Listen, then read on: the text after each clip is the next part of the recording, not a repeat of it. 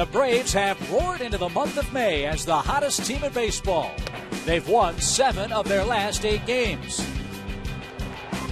And tonight, they kick off an 8-game homestand as the division rival Washington Nationals come to Turner Field now on Sports South.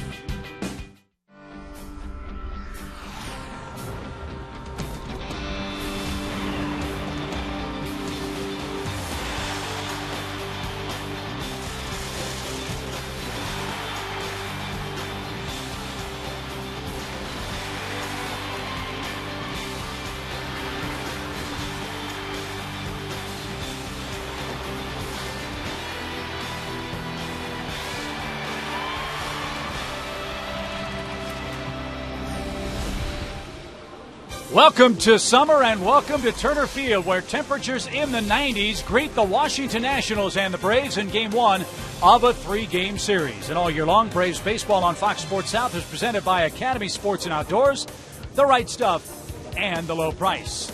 Hi again, friends. Chip and Joe with you. A homestand starts tonight. 8 games for the Braves, and the only thing hotter than the weather is this Atlanta ball club, Joe. They've won 12 of their last 16 games. It's been fun to watch, hasn't it? I mean, the Braves have played good baseball all season long. The only thing that was missing was a little hitting.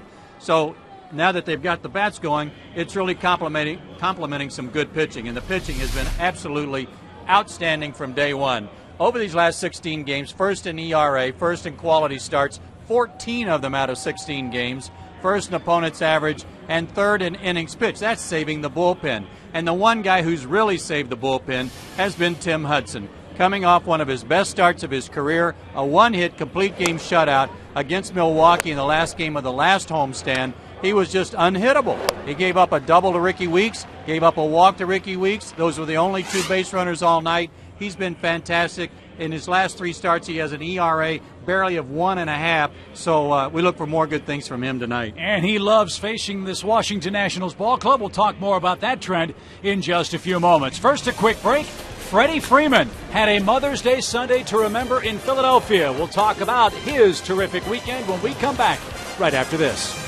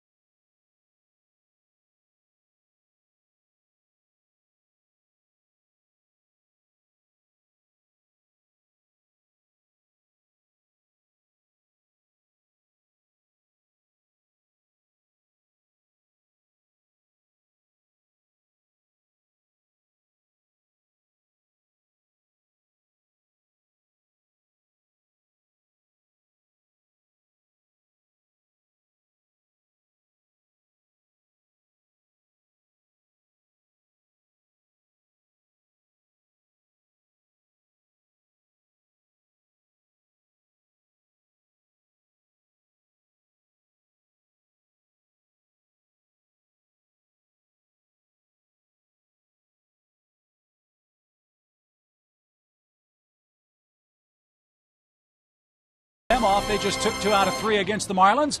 And part of the Braves coming off 2 out of 3 series win against the Phillies in a series that saw Freddie Freeman really take off. Remember, a father's phone call got his bat going, but I'm sure on Sunday a mother's memory propelled him too. Yeah, he lost his mom when he was 10 years old, and he said about this game on Mother's Day that he was going to honor her by wearing everything pink he could get his hands on, including his shoes. And also you can see there's some wristbands. He had everything working, and he had his swing working. Great defense, good swings, a home run off Cole Hamels, a big day, and what better way to honor his mom than to have a big day on Mother's Day. Wonderful story for Freddie Freeman, and hopefully another wonderful story for Tim Hudson. Huddy takes the hill for the Braves in this series opener against the Nationals when we come right back.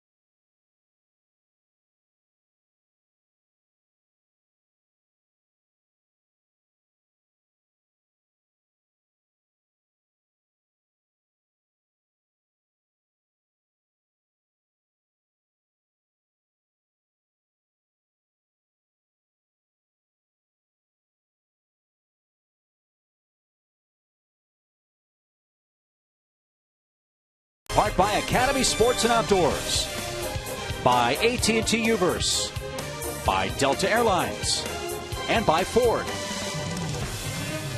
It's baseball time on a hot night in Atlanta. The Nationals in town for the first of a 3-game series. Washington played pretty good ball of late. They're 16-18 this year. And Jim Riggleman's their manager, and this is how they line up. Clearly, Joe, the Nationals having trouble scoring runs without Ryan Zimmerman in the middle of that lineup. The Nationals come in hitting just .224 as a club. Yeah, they're down near the bottom of the league in just about every offensive category with the San Diego Padres, so maybe the Braves are catching them at the right time. But remember, Atlanta lost the season series to the Nationals last year, and we're only 5-4 against them here at Turner Field. Here's Tim Hudson's numbers against Washington, and that includes a start on April 3rd when he went 7 innings and only gave up 1 run to them at Nationals Park. But those are incredible numbers there, 188 overall ERA. His last 3 games, he's 2-0 with a 155 ERA. His 4 keys to pitching success tonight, he's had a dynamite sinker. He'll use that tonight, an excellent changeup to go with the sinker, and the Nationals' domination. He's got to be in their head a little bit. They know they have trouble with him.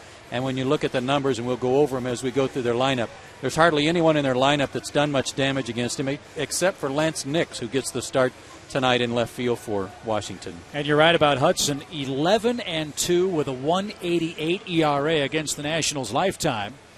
And he beat them 11-2 on April 3rd. And this really sums up what's happened to the Washington offensive side of things. If you're not getting guys on base at the top of your order, you're not going to score many runs, and that's been a problem for them all season long, first and second batters. So Roger Bernardina starts it off. And Jim Wolf barks strike 1. He's tonight's home plate umpire. Bernardino can't take much responsibility for those bad numbers because he just got called up. 4 for 11. And playing in place of an injured Rick Ankiel, who's on the disabled list for Washington.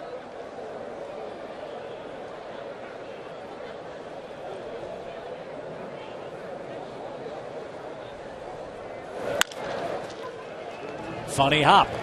Freddie drops the ball on the way to the bag. A rare error for Freddie Freeman, his second of the year, and there's a little bit of confusion here over whether or not he was going to take it to the bag or toss it, and he had it pinned against his body, never had full control of it. So Washington has a leadoff man on, and he and Desmond, their shortstop bats.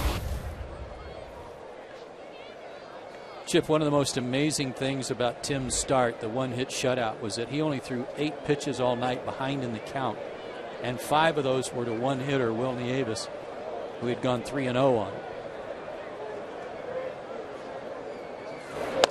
I know he didn't throw a no-hitter, but did he have no-hit stuff? Oh, absolutely. I mean, there were some great games pitched last week, and even though his wasn't a no-hitter, he doesn't have to hang his head or take second place to anybody. It was that good.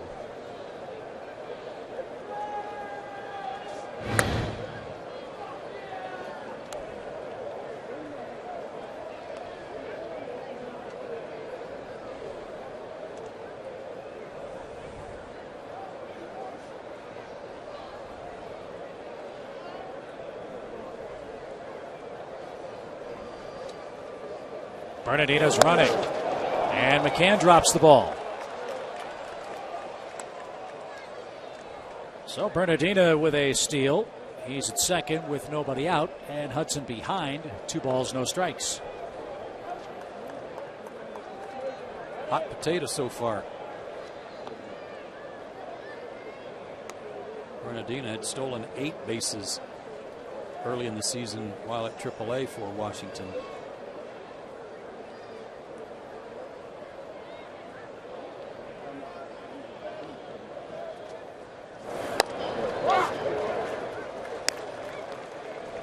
We showed you that graphic about how poorly Washington has started leading off the game. It took the Nationals offense 32 games this year to have the first and second hitter reach without any outs in between this year. In the same inning. In the same inning. I mean, it's almost impossible to imagine. Yeah, that's horrible. And this guy was leading off. First 2 batters, lowest combined average in baseball by a wide margin. But here they are, still 2 under 500. That makes it hard to manufacture runs. They're not on base. There's always outs at the top of the order.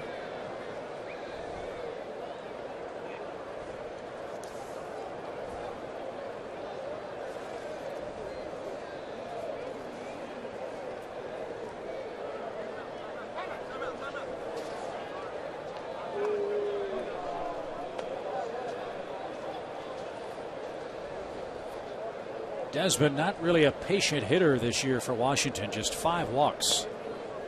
He has struck out 31 times this season and has just 2 hits in his last 21 at-bats.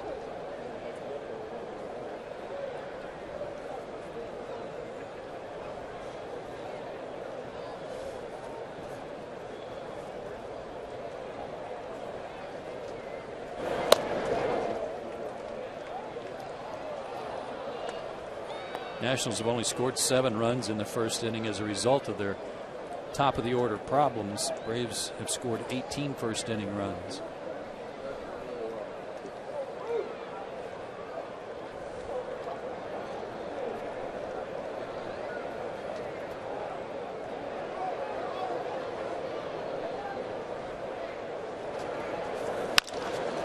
Up the middle.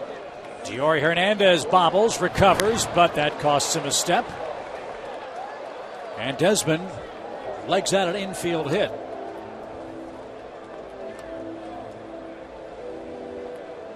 That hot potato thing is spreading. Desmond runs real well. I don't know if Diori was going to get him or not, but he certainly wasn't going to get him after the bobble. So here we are. First two guys are on for the Nationals. And this is a man who is starving for RBI chances. Look at the RBI numbers for Jason Worth after 34 games.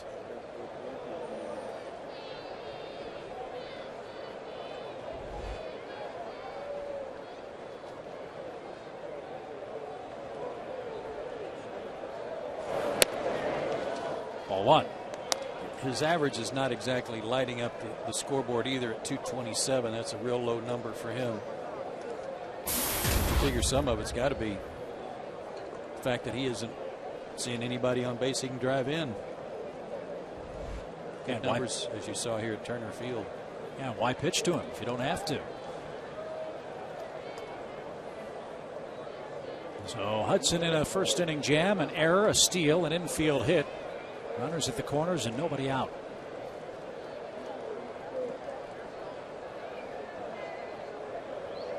And he's got decent numbers against Tim, 7 for 22 with a homer.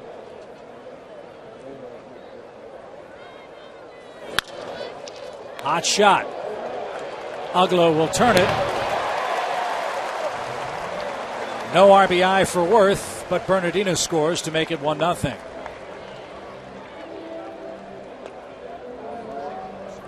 Tim will take that. He'll concede the run for the double play. Especially the way the guy's been swinging the bats. He figures that's not going to be enough to beat him tonight.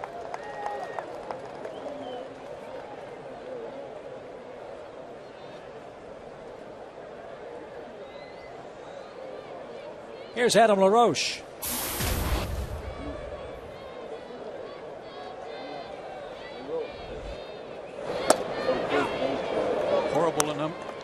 Numbers at the beginning of the season again. That's typical for Adam, but he is beginning to heat up, and that's typical too.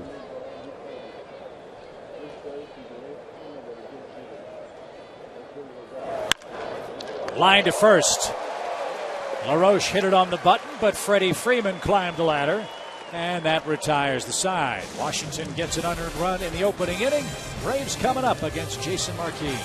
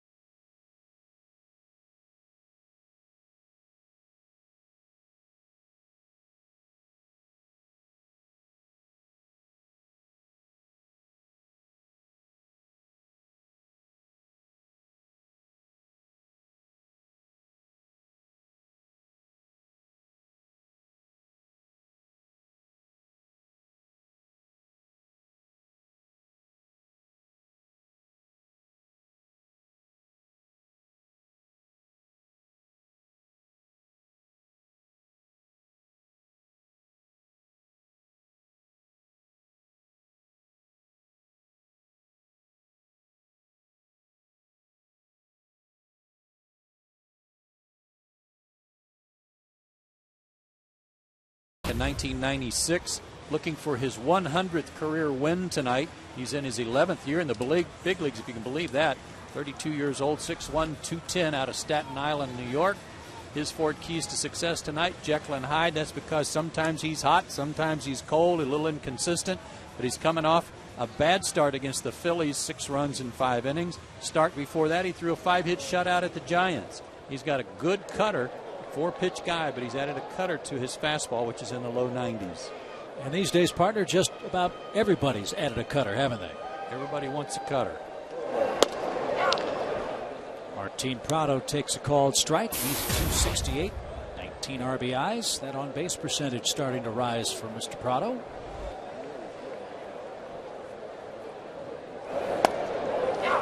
One noticeable difference about Jason already. Different windup, if you want to call it that. He doesn't even step back or sideways. He steps forward. I don't think I've ever seen that before. Bernardina in center. 1 out. Another reason why Washington's hovering around the 500 mark. Their defense has been really good. And there you see the outfield alignment.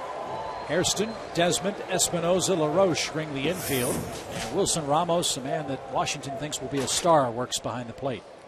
They think their defense is going to get even better, Chip. I mean, it's ranked 12th in the league right now, but they've only made 1 error in their last 10 games, and that's without Ryan Zimmerman. Here's Jason.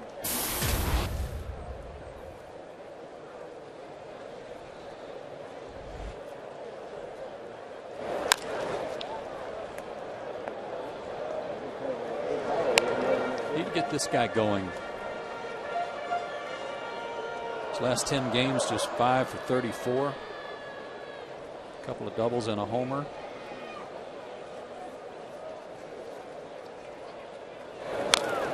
Team's still trying to live on the inner half against Jason. Yep, still forcing him to make adjustments to that. And that's what he'll more than likely see a lot of tonight from Marquis, is something boring in on his hands.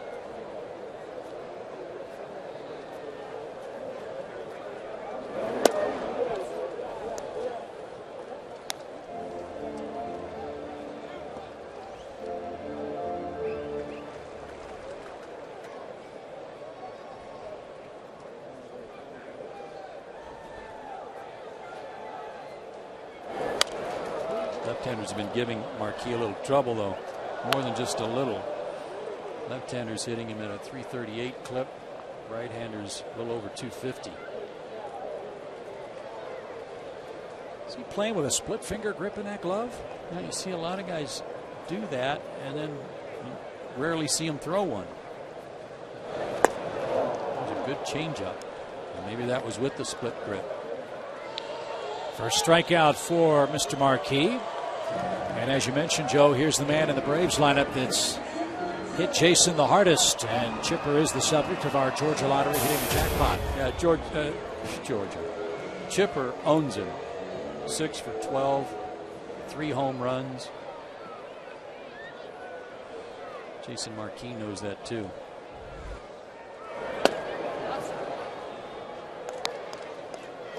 And Mr. Jones not happy with his swing right now. He told me before the game he's got some work to do today, working on some stuff in the cage. Chipper was 2 for 13 in that Phillies series at the plate. But he, like the rest of the Bravos, a chance to get healthy with some home cooking. An 8-game homestand starts tonight.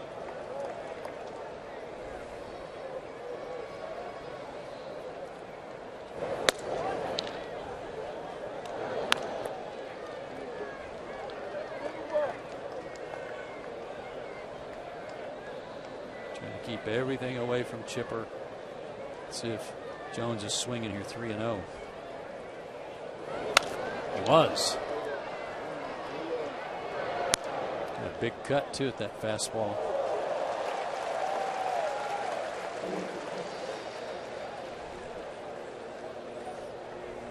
Sign out on the Chop House railing. Voting in full swing now for the All-Star game. Make sure you pick up a copy when you come to the ballpark. Vote for your favorite Brave. Rolled out towards second. Espinoza is there, and that retires the side. Jason Marquis, a 1-0 lead after an inning at Turner Field.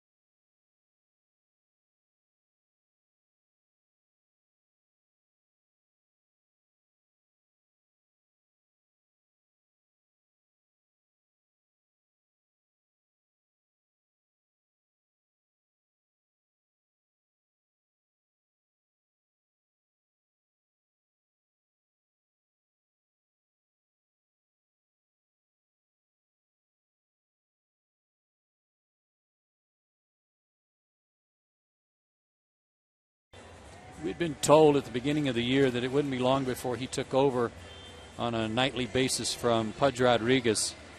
Rodriguez has been in 16 games and Ramos now in 22, so I think that transition has already occurred, and rightfully so. This guy's playing well, and he's got a good arm, too, behind the plate.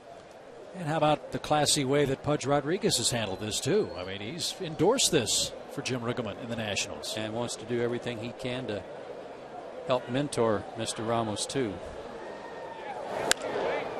First pitch swinging and a pop-up behind first.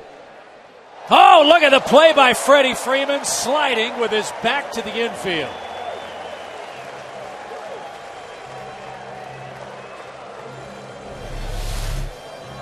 We're in the top of the second inning with only one out, and Freddie's already made two good plays, and this is a beauty.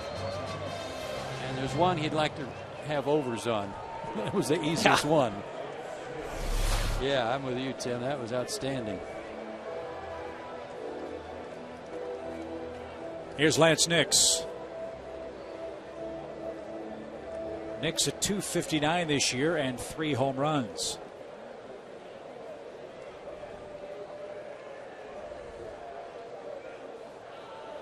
And as Joe mentioned, this is the one guy in their lineup that's given Tim a lot of trouble. And he doesn't walk. He hasn't walked once this year in 59 plate appearances. He's up there hacking. Big, strong guy, used to be with the Reds.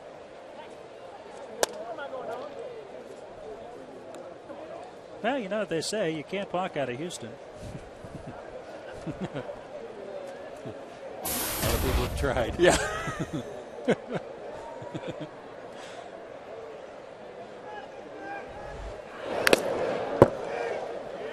Tim just living in his kitchen, too, keeping the ball in on him.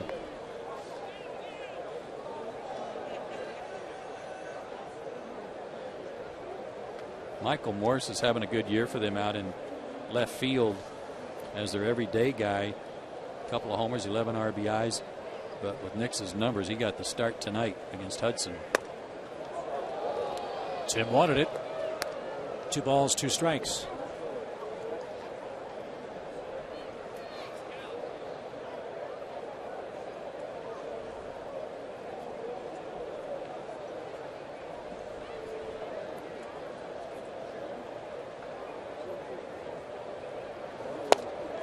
Boy, that ball just bored down and in. And that's Tim's first strikeout. Like a cutter that just ate him up.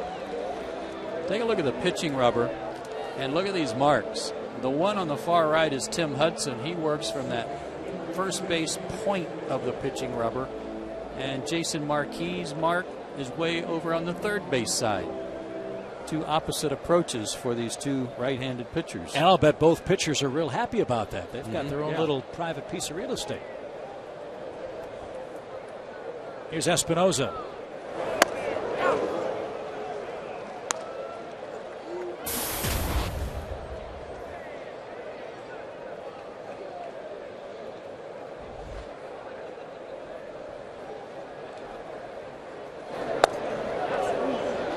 This young man, part of what they think will be a terrific double play combination for the next 10 years if they can stay healthy.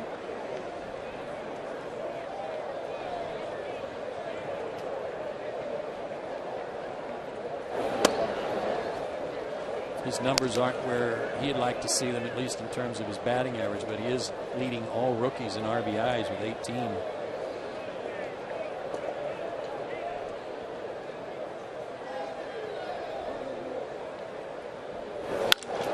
That ball hit high in the air to right center.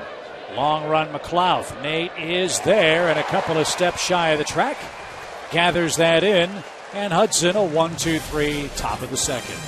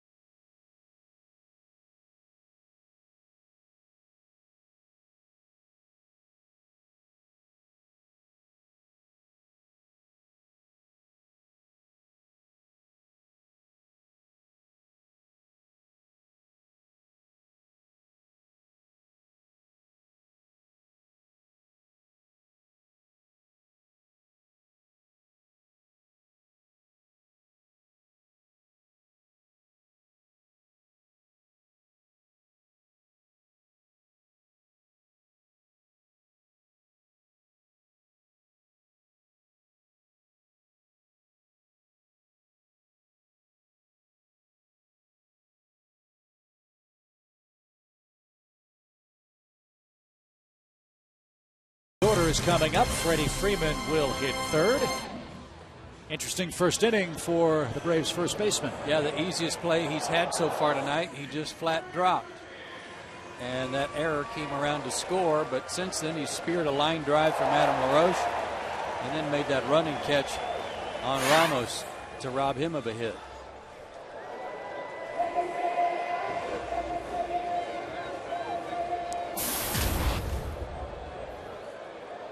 That's the Braves' hottest hitter, Brian McCann. He'll hit ahead of Dan Uggla in the second. Jason Marquis staked to a 1-0 lead.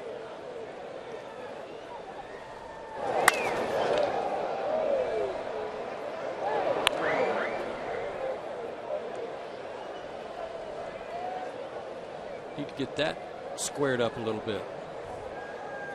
Match it up at 343 for both with this series.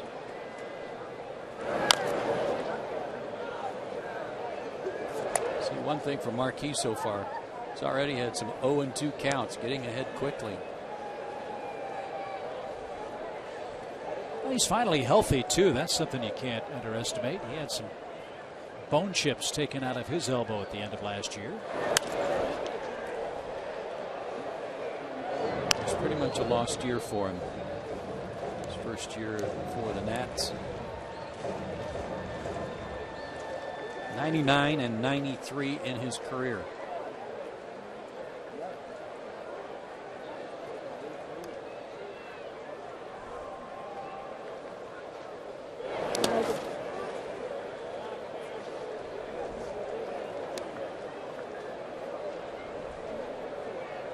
His 2-9 mark with the Nationals snapped a streak of 6 straight years of double-digit wins for Jason Marquis.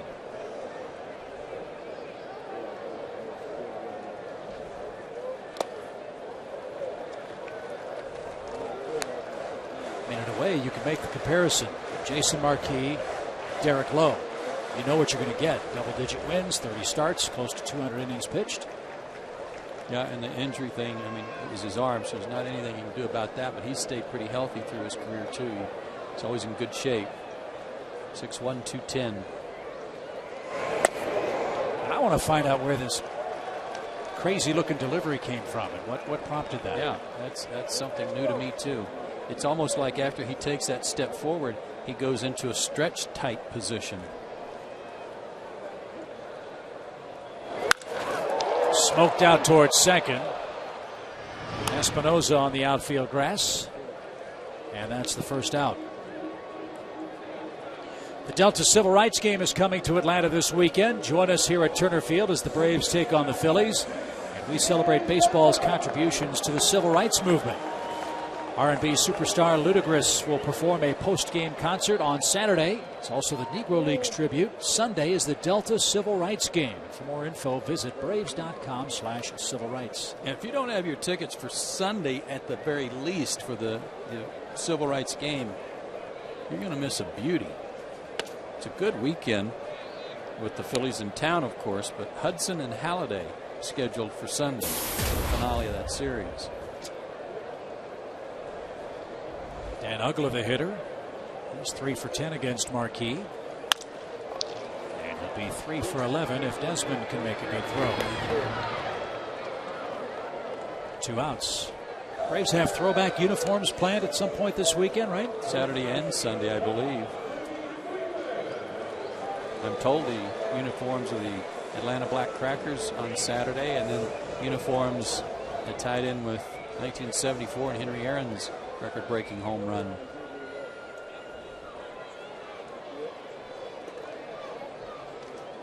So here's Freddie. He takes one the other way, but Nix is there, and Marquis is perfect through 2 innings. 1-0, Washington leads the series opener.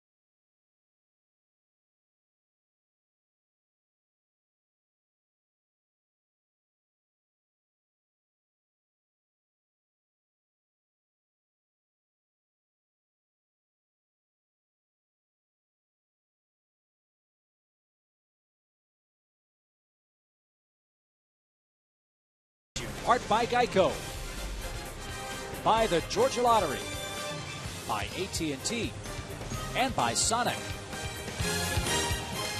Chip and Joe with you from Turner Field. Not quite the lazy, hazy days of summer as far as the calendar is concerned, but you wouldn't know it by the temperature. It's a warm, muggy night. Yeah. Hello, summer. And hello, Jerry Hairston getting the start at third base for Washington. He's hit a homer. He's knocked in 8.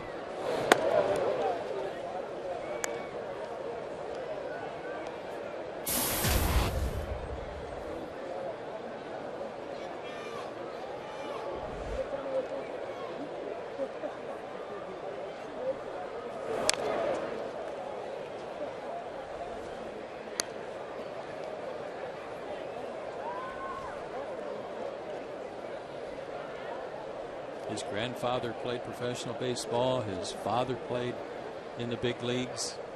His brother's in the big leagues. Great family history. Dan Uggla with a diving catch.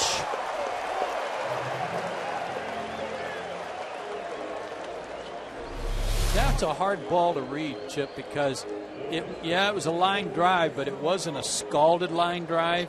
And it's slicing away from Dan, so you can actually, if you misread it off the bat, you can dive too soon. And he didn't. He just kept following it and laid out at the perfect time. Picture from our Fox Mode technology. Be careful with Marquis, as you know, one of the best hitting pitchers in the game.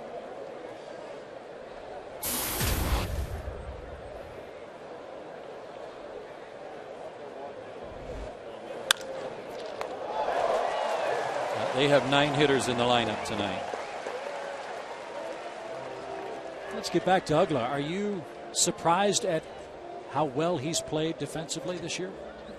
I know that's a kind of a leading question, but his reputation, fairly or unfairly, is that at times he has trouble with the I would glove. say a little bit. I mean, we got to see him 18 times a year when he was with the Marlins, and I don't ever remember him, coming away from a series thinking, Uggla's a poor fielder, like the label that was kind of laid on him. So am I surprised he's this good? Maybe a little bit, because of the reputation he had. And it was not a well-founded reputation. He's making all the plays. And a good one here in the third inning. Base is empty for Roger Bernardina. He's the first man to score tonight.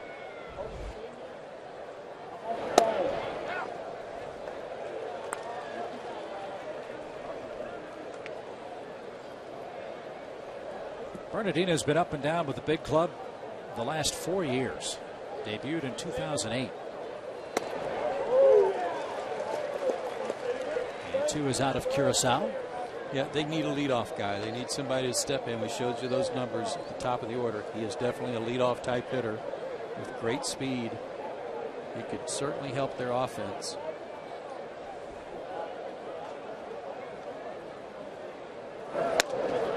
Washington, as we mentioned, 15th in the league in hitting, 14th in runs scored,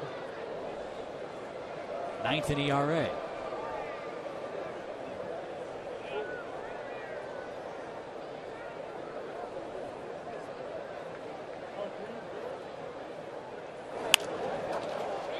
Popped up. Chipper calls everybody off, and Hudson has another 1-2-3 inning, this time in the third. Braves bats try to get going. Down a run.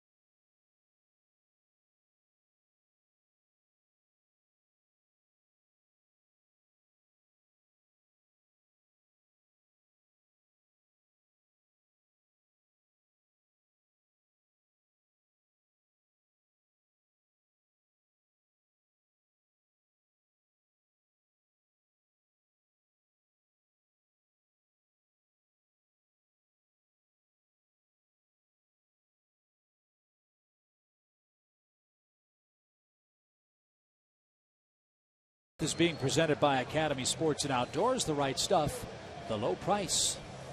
Washington scored a run in the first inning, and now the bottom part of the Braves order is coming up. Nate McLouth, Diori Hernandez, and Tim Hudson.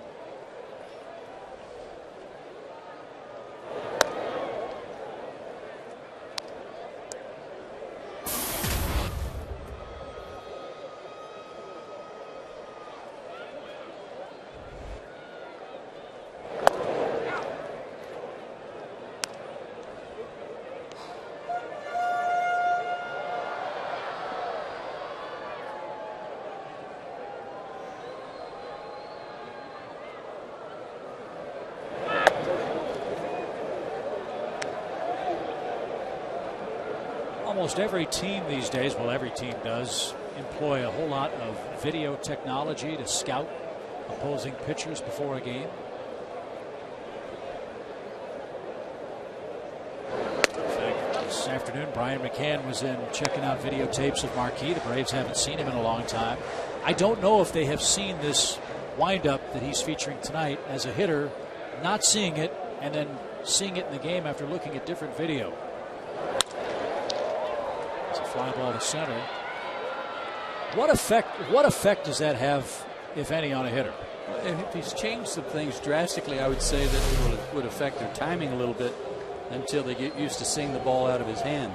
But one thing that Jason's always done exactly the same way is that leg kick and that little bit of body turn. He turns his shoulder a little bit, and he's always been somewhat deliberate in his windup, even in the old days when he had a full arm windup. And I would say the other thing that's consistent after that turn is that he then kind of jumps at you. And then he really tries to attack you, almost like trying to throw your timing off with this slow part here, and then comes at you hard. So that part of it is the same. The initial startup is different, and it might be a little something that throws you off at the beginning, at least your first time through. I was going to say, second time through, there probably wouldn't be many surprises. Has a chance at short for Desmond. 8 in a row set down by Marquis to start the game.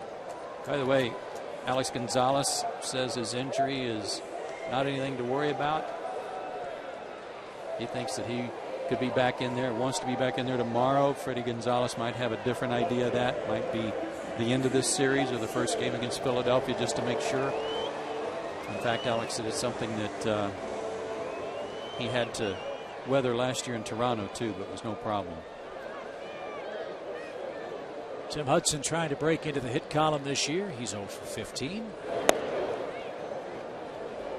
And ball one from Marquis.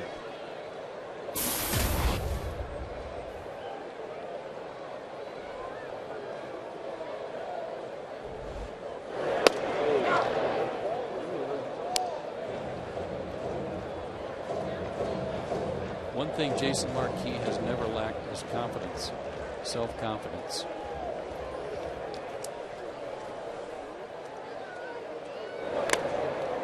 There's also been an element of stubbornness that has at times plagued him too, especially when he was with Atlanta. And I can only speak to that because, to this from an experience standpoint, because when he was here, I had other starting pitchers, the likes of Maddox and Glavine and Smoltz, talk about how they would try to help him, and he pretty much had it figured out by then. I thought he did. Hairston makes the play at third base. Jason Marquis has blown through the Braves lineup the first time, and he leads 1-0.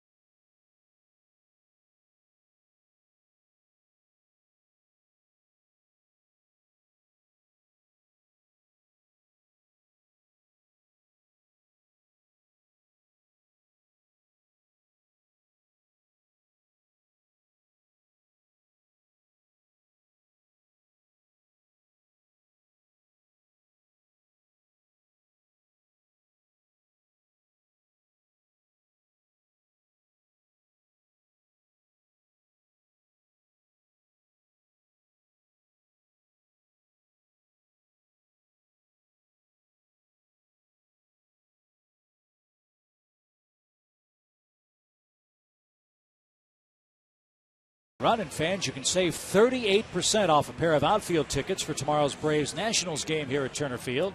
Save $18 and get great lower outfield seats to watch Tommy Hanson go for his 5th win of the year.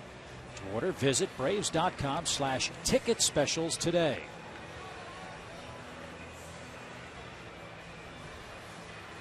See, I think those are great seats. That lower section of outfield seats. You get a great view of the pitcher and how he's working the hitters. Get here early for batting practice. You can catch a couple souvenirs, maybe. Yeah. And you're out there by the big drum.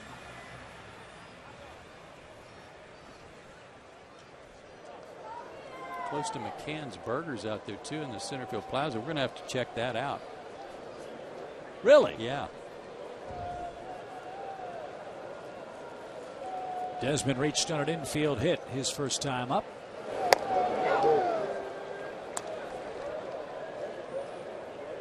you go.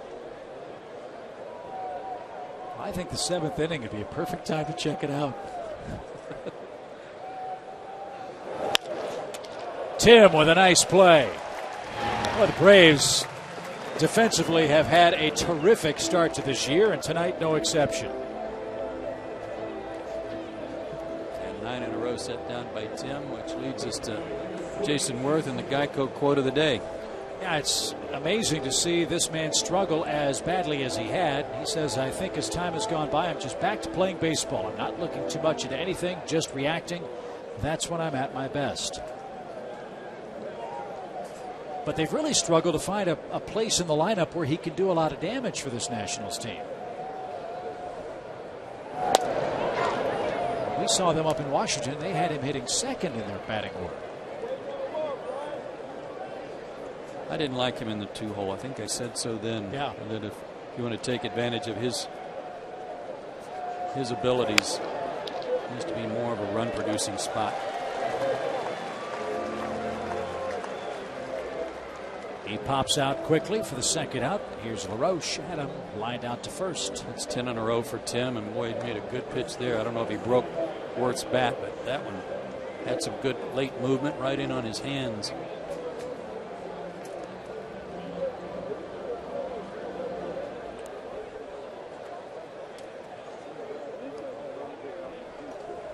Adams playing through some pain. He's got a shoulder problem.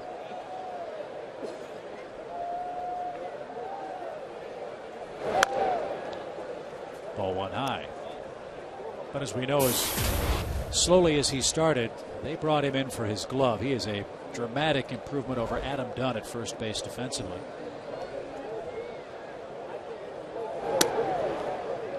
And as the season wears on, providing his shoulder hangs in there and doesn't give him too much trouble, he's still going to be somewhere in the 270 or better range, with probably 25 homers. Right side, funny hop, and Freddie upset as LaRoche reaches with 2 outs. I know he's upset with himself for not making the play, but he may be upset for the read he made, trying to come in and get an in-between hop.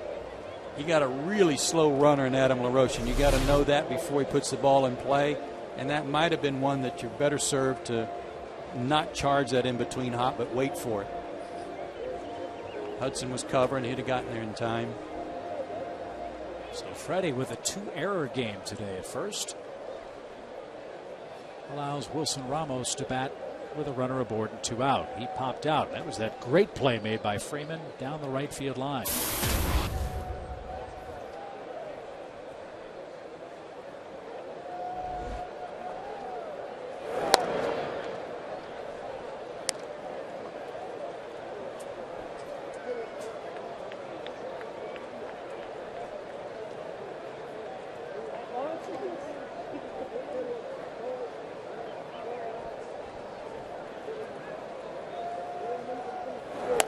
Washington pulled off what they hope will be a great trade to get this guy from the Minnesota Twins. That was the deal that sent Matt Capps to Minnesota. That was July 29th of last year. And you know what? That might turn into, Chip, I mean, it's already a good deal for Washington, but one of those deals that Minnesota might like to have back, depending on the ultimate health of Joe Mauer. And they said that Joe Mauer will not play until he can catch, and he has not caught at all with those leg injuries he's been suffering through. And that one driven to right center field. Hayward and McLeod, and Nate drops the ball. And runners are going to be at second and third with 2 outs. What in the world's going on out there tonight? I think Nate got spooked by Jason running so close to him. He called for it. He had his glove in the air like he had it all the way, and he did. But I don't know if he took his eye off the ball at the last second or not. He had his glove up, and Jason's trying to peel off. Yeah, he looked. I'm not sure he was able to track the ball right into his glove. That's an E8, and already 3 errors tonight.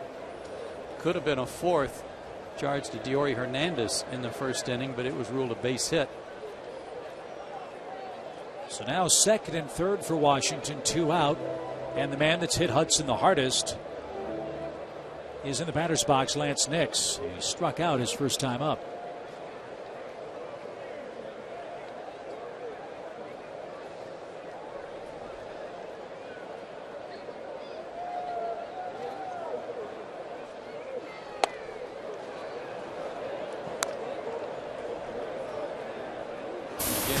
At first base and 2 outs and running on the crack of the bat. Anybody else running probably scores on that. And it's the most errors the Braves have made in any game all year. Now he's 2-0 to a man who hasn't walked in 60 plate appearances this year.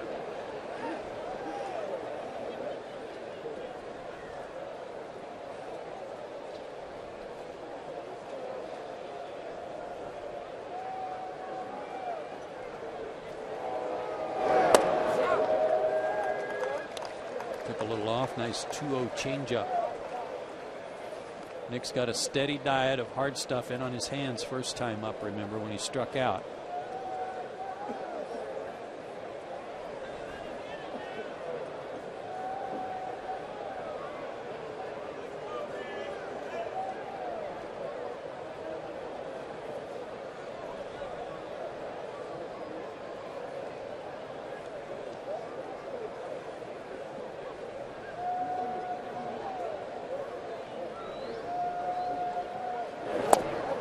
Oh, what a pitch. 2-2. That might have been a split finger pitch, and it was a beauty.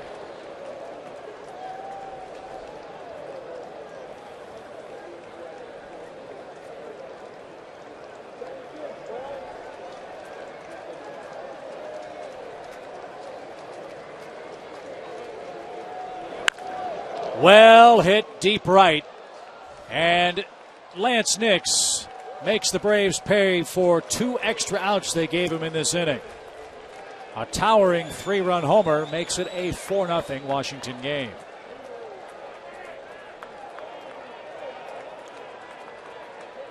You can pitch a guy like this inside, like Tim did his first time through, and keep the ball in on his hands. I kept saying in his kitchen, belt high. Well, this one's down and had the plate, and all Nix had to do was drop the head of the bat on it. He didn't have to fight it off, and just crushed it right there on the railing of the terrace level. So 4 runs across, 3 of them are unearned. And a strike to Danny Espinosa, who flied to center.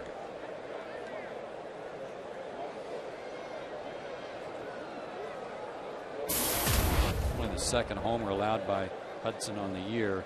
And he shouldn't have even been up this inning. And not only do you have to start being concerned about the score, but all the extra pitches that pile up after the 2 errors. Tim up to 50 now. Had retired 10 in a row before the Freeman mistake at first. And Espinosa down swinging, and that retires the side. Braves got to tighten up the D and wake up the bat rack. It's 4-0, middle of the 4th.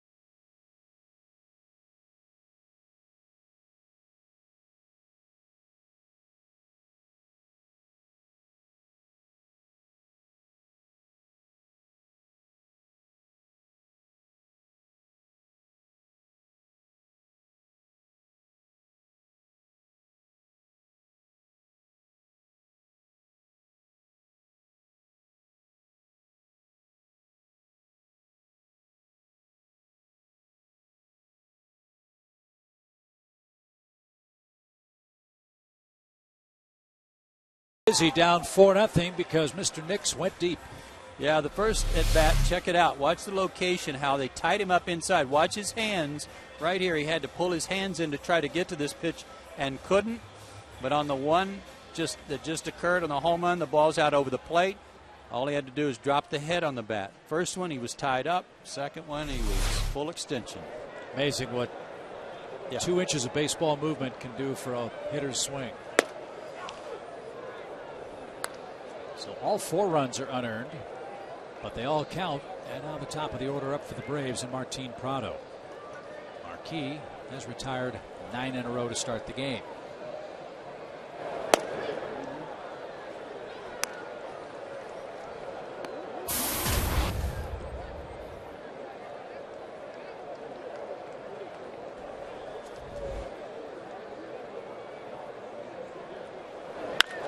That's well struck to left. Nix going back. He'll turn, and that one gets out of here.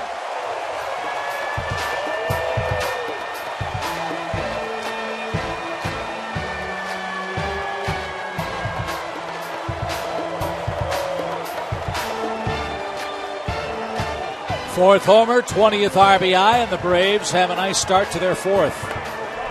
Martin's been on a good RBI run lately. Slider that maybe a cutter that stayed in the inner third, and Martin, especially above the belt, he's going to hammer that pitch. He came into this game hitting .304 here at home. Better numbers at Turner Field than on the road. So there's the start. 3rd homer allowed by Marquis. And Jason Hayward, the hitter. Jason struck out his first time up, and the count now 0-2.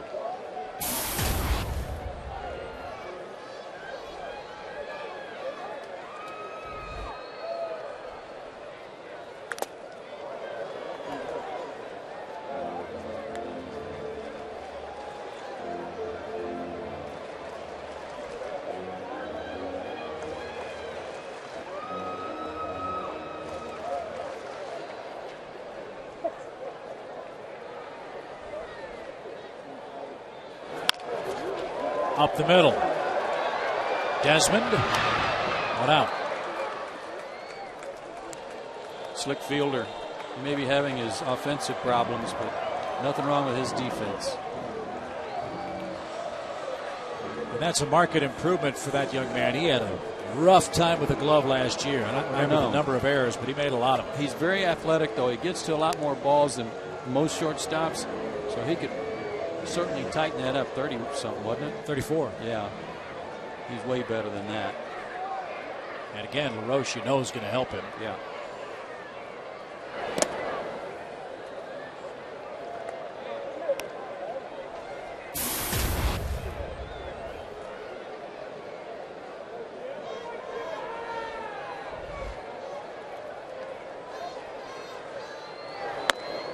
He does not want to give Chipper anything middle of the plate in. He went 3-0 on his first at bat.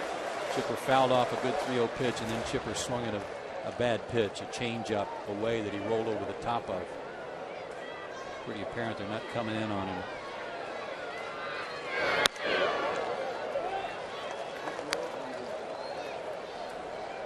Well, the Braves got that unearned run back from the first inning. Now they got to go to work on those three here in the fourth.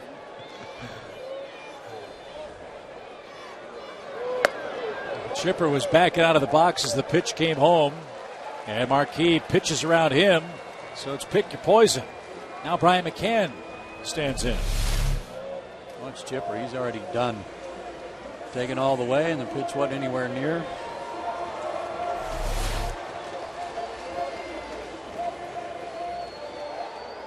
Two good pals talking it over there at first base. Probably about the upcoming Buck Commander series. Probably. Here's Bryant. He bounced out to second his first time up.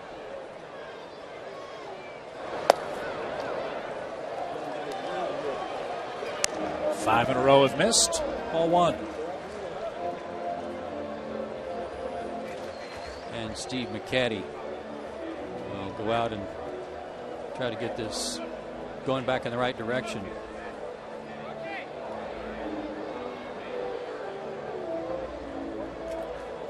While they chat, there's been a scoring change in the top of the fourth inning. Take away the second error for Freddie Freeman. Give Adam LaRoche an infield hit on that play. Doesn't affect the fact that all three of the runs that came across are unearned, but take away a two-error game for Freddie. I disagree with that. I still think it was an error, if not for the fact that he didn't make the play, but even for the fact that he misplayed it in judgment and trying to charge an in-between hop. I still think it was an E3, but that one will come off his ledger. So it's just two errors for the Braves tonight.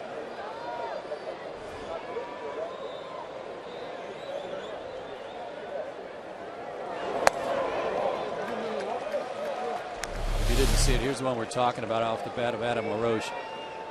Started to come in and try to cover an in-between hop, and that is, granted, that's a very hard play to make, but one he shouldn't have been attempting to make with a slow runner.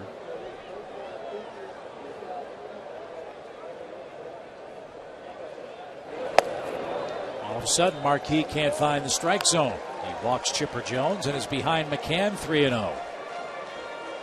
Well, Chipper was taken all the way 3-0. I wonder if McCann will get a green light. I'm guessing yes. With a 9-game hit streak, why not?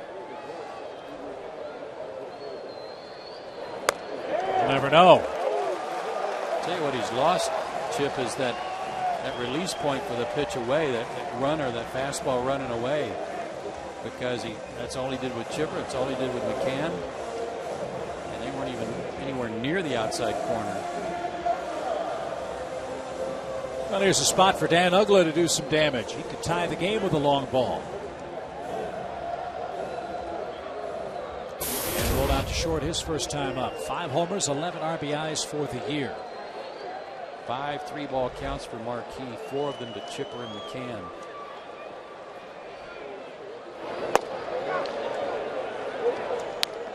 Dan made him throw a strike, and Marquis threw one.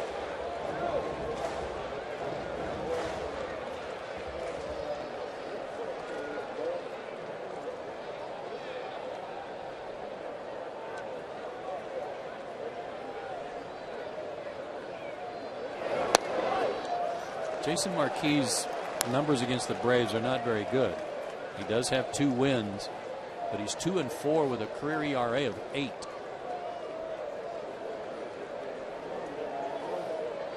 So all of a sudden, he's not near as comfortable as he was when he went through the order, 9 up and 9 down.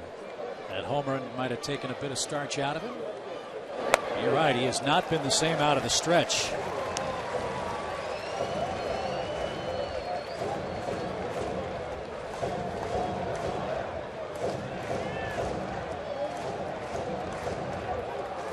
The same mistake to Uggla that he made to Prado, he'll get the same result, anything middle in.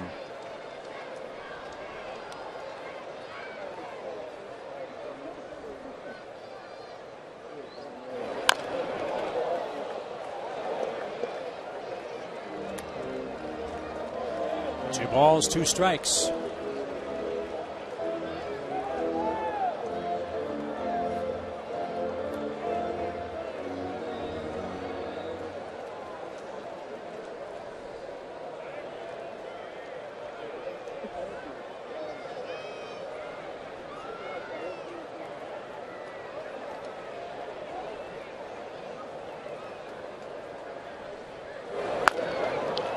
Slowly hit towards second.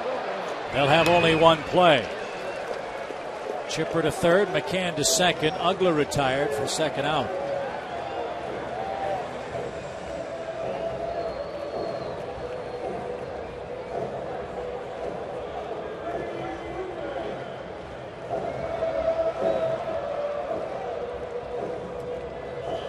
Freddie had a good swing, but it was the only pitch he saw from Marquis in the second inning when he flied to left.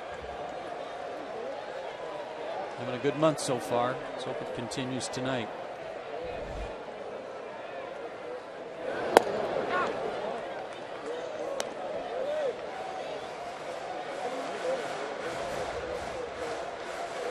His first career 3-hit game came Sunday night. A single here could score a pair of runs.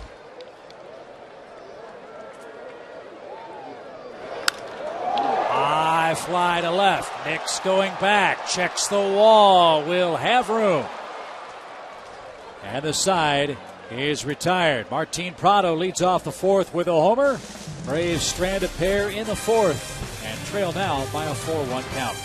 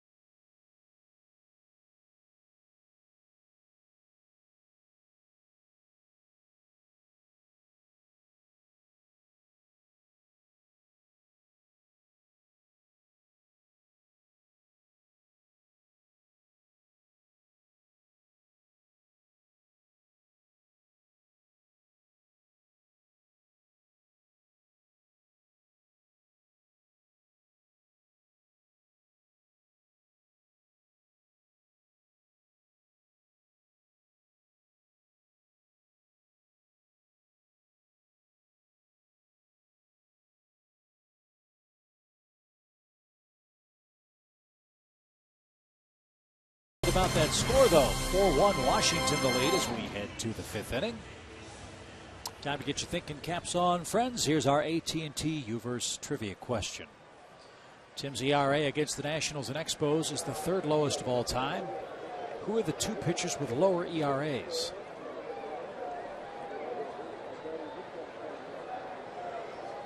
Here's Jerry Hairston. He breaks his bat, and it's lined off the end of Chipper's glove.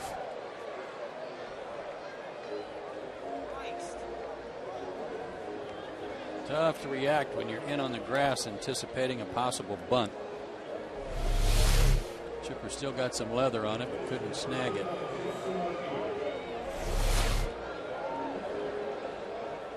I know there have been 2 and what should have been 3 errors made tonight, but there's also been some hard hit balls. Yeah.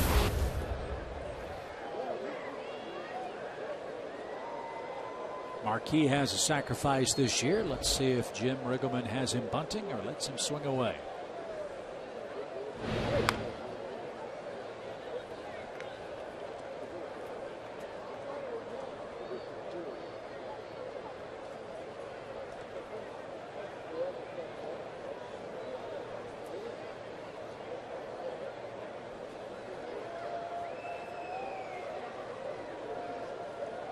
Runner goes. Pitch a strike. Throw to second. Not in time.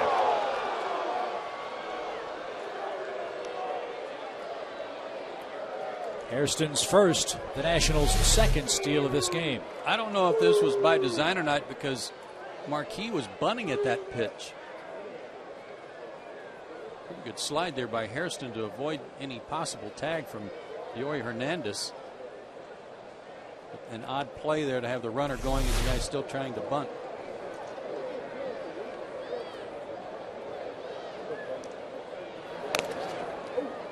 Well, the Nationals came in with 25 steals and 34 tries. I mentioned all night they're struggling to score runs. Sure, Jim Riggleman will take run scoring opportunities any way he can get them.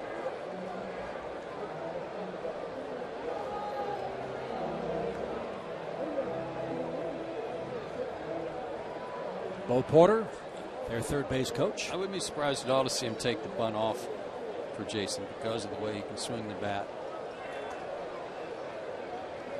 See if he can pull a ground ball to the right side and get the runner over. Wrong again.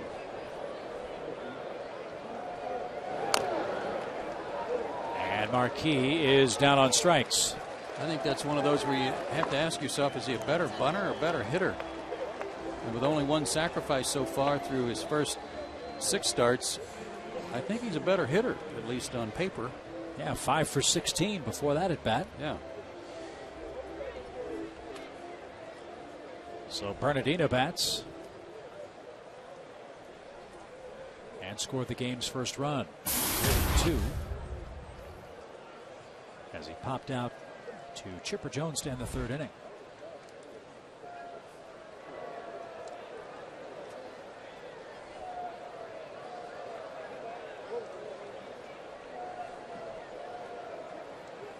When the Braves play the Nationals, throw out the respective records. These guys play the Braves tough.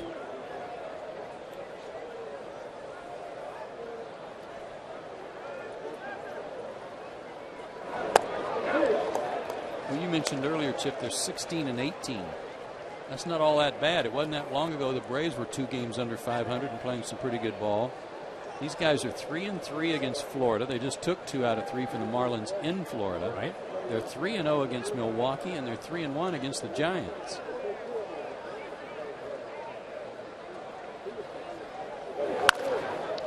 Yeah, they're pitching it. Their bullpen settled down. We saw them again the first series of the year, and looked like they looked a little unsettled at the end of the games. They're catching the ball. They're not scoring much, which is to be expected without Ryan Zimmerman. But you're right, here they are. Only 2 games under 500. Yeah, they had a revolving door working a little bit there at the beginning of the year. Their closer situation. Drew Storen had a horrible spring, but now he's reclaimed that spot and pitching pretty good.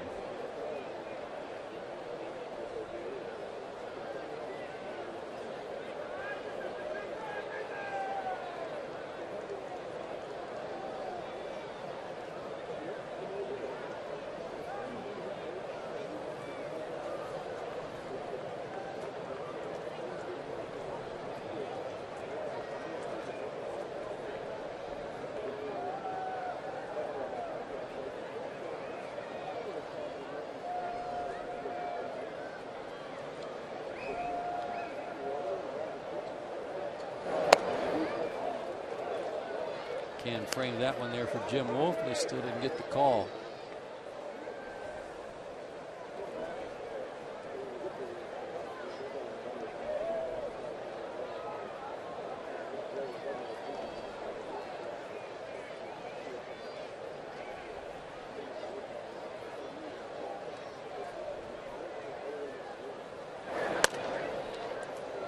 Two balls, 2 strikes.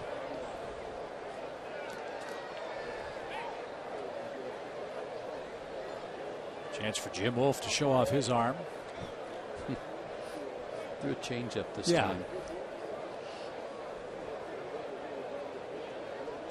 When Wilson Ramos makes the last out and Pudge Rodriguez goes out to warm up the pitcher, it's not a pleasant sight. He's throwing harder than the pitcher when he throws it back. Jim Wolf kind of the same way, the umpire.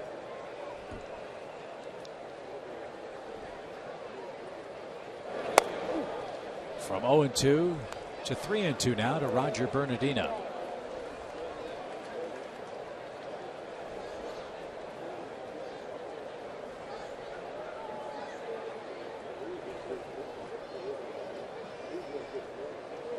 Bernardino likes the ball down. He likes it out over the plate, something that he can pull to the right side. Good at bat. So the leadoff man for Washington, which has been a sore spot for them all year, Bernardino's reached twice tonight. First walk for Tim. Had him 0-2, couldn't put him away. Got a double play in order now.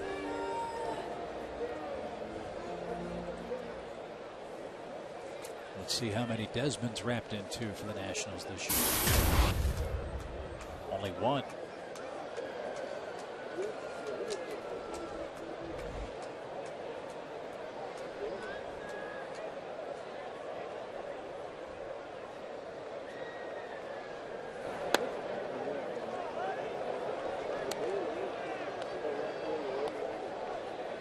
Got a base hit in the first inning, an infield hit but he's still just 3 for his last 23, so he's scuffling. If you can get ahead of him in the count, might get him to chase a bad ball or beat something in the ground. Remember, he had a comebacker to the mound his last time up.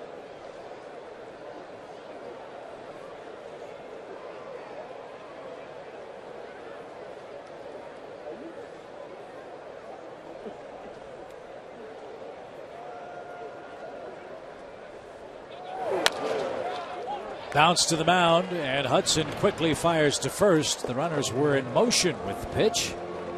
Bernardino to second. Hairston to third now with 2 outs.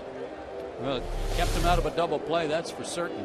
Bernardino didn't break right away, but I think Tim knew that Hairston was running, so he had to assume Bernardino was running as well, and figured his only play was to first. So again, Jason Worth, a chance to do some damage for Washington. He hasn't done much this year, just 9 RBIs, and tonight is 0 for 2. Well, it's a big point in the ballgame because the Braves got a run on the home run by Prado. They had Marquis throwing some stressful pitches after he walked a couple. They're trying to get back in it offensively against Marquis, so can't give up any more. Worth 7 for 24 against Tim now.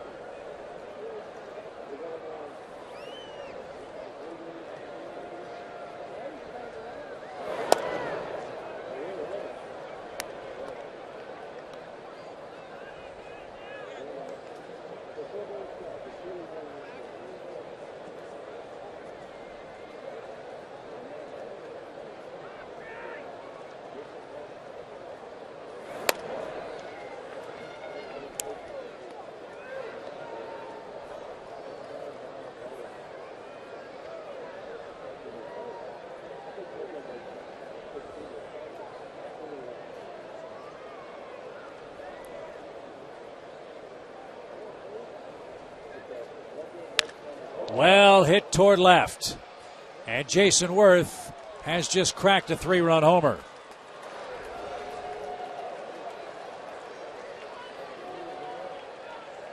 He had 9 RBIs coming in. He picks up 3 on this 5th inning swing. And continues to feast at Turner Field.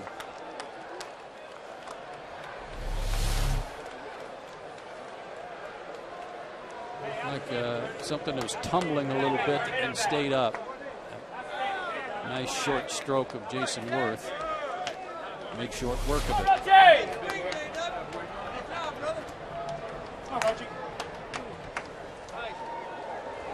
So 7-1 Washington. Remember, this is a Nationals club that is 2-11 all time against Tim Hudson. Glove work behind Tim tonight has really hurt him.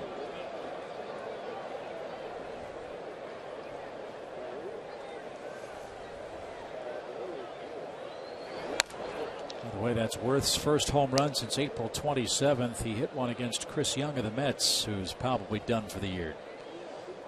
He's got a shoulder problem. And now a big problem for Tim. LaRoche. 1 ball, 2 strikes. 3-run homers, boy. They had 6 coming into the game tonight. So now they have 8. 3 of them were by Espinosa. 3 by Espinosa. All 3 of his homers 3-run shots. That's why he's got 18 RBIs.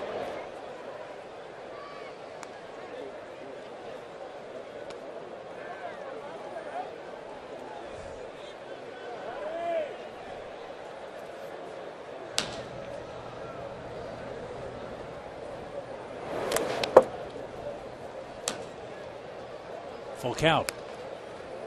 It's Christian Martinez beginning to play catch.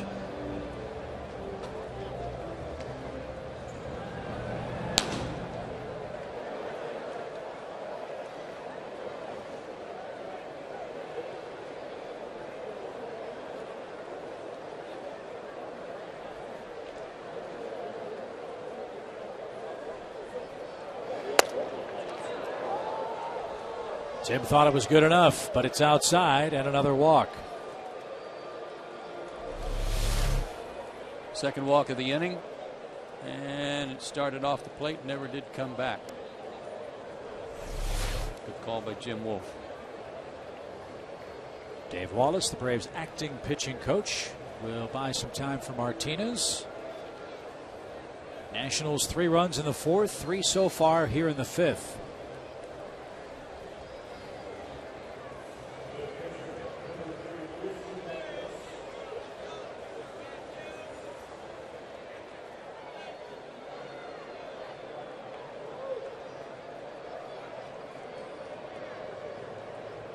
It's not just the 3-run homers, but both of them have come with 2 out. I think the term you used a second ago. A couple of times tonight, Tim hasn't been able to put away a hitter with a 2-strike count. A couple of times tonight, hasn't been able to put away the Nationals' batting order. No, Bernardina, he was ahead of him 0-2 and lost him. That was a big hitter in this inning. Broken bat, and Dan Uggla climbs the ladder and makes the play to retire the side. But Jason Worth, starving for RBI chances, cashed in a biggie in the 5th. His 3-run homer makes it 7-1.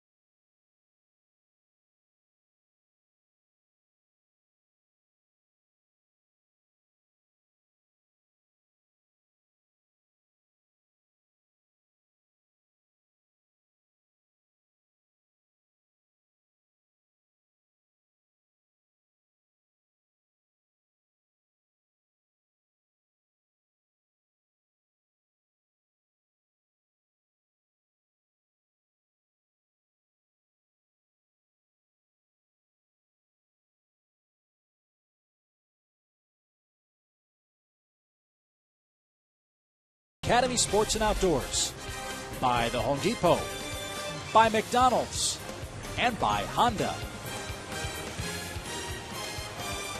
7-1 is your score. Braves coming up for the bottom of the 5th inning. And friends, the Braves and the Salvation Army are partnering to support storm victims throughout the Southeast. Volunteers will collect funds and needed items at Braves home games through May 17th. Also, fans can text GIVE to 80888 to donate $10 to the Salvation Army Tornado Disaster Relief Effort. For more information, visit braves.com/donate.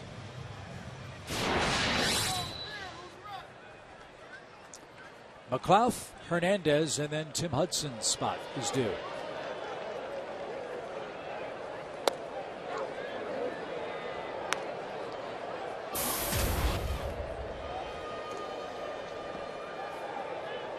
Two big errors and 2 big long balls by Washington, the story of this game so far.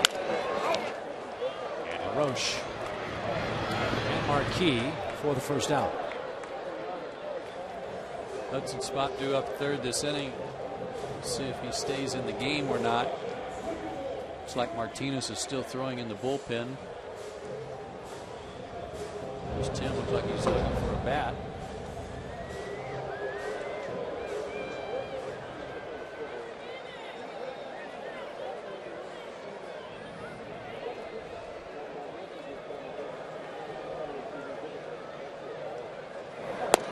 The most runs the Braves have given up since that Saturday afternoon game against Philadelphia on April 9th, a month ago. They lost 10-2. Since then, there were a couple of games where they gave up 6. Never 7. That's the most since that game against the Phillies. And that's the second most all year as a result. Thanks, Dave. There's a good start. Yuri Hernandez, a 1-out single. And now that he has reached, Freddie Gonzalez will go to his bench. And it appears Joe Mather will get an at-bat in the 5th inning. Yeah, if Diori doesn't reach, Tim probably gets another inning of work, but anytime you got a chance to chip away at the lead, you got to take it. So rather rude, short outing for Tim Hudson. Remember, 4 of the runs were unearned.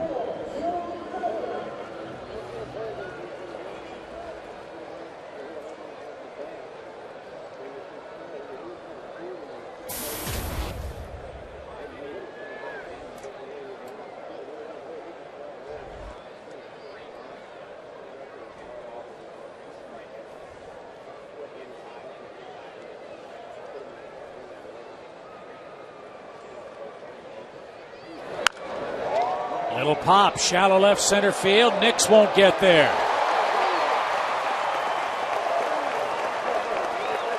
And now the lineup turns over to the top of the order. That was a big hat, no cattle swing. That was a great big old long swing. And both the outfielders in left and center thought that ball was jacked. Big swing and big follow through, but it didn't have anything but off the end of the bat droppage. Neither Nix nor Bernardino was coming in on the crack of the bat on that one.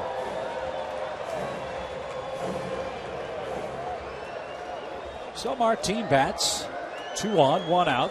Long way to go in this game. Washington, a big lead.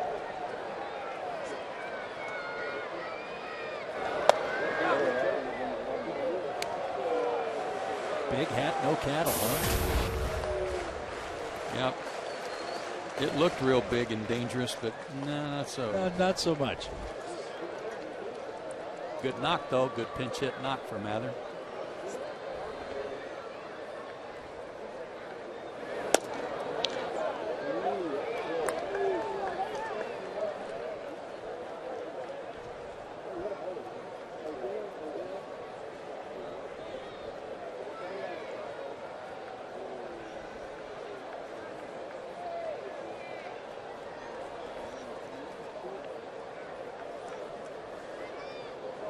Made a mistake.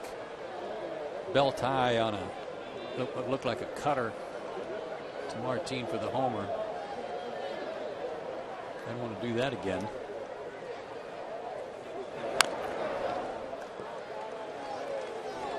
And if he missed the homer, here it is. Tomahawking another one.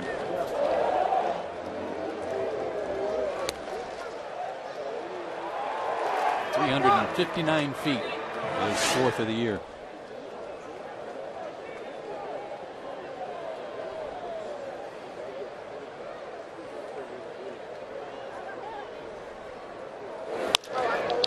Double play ball.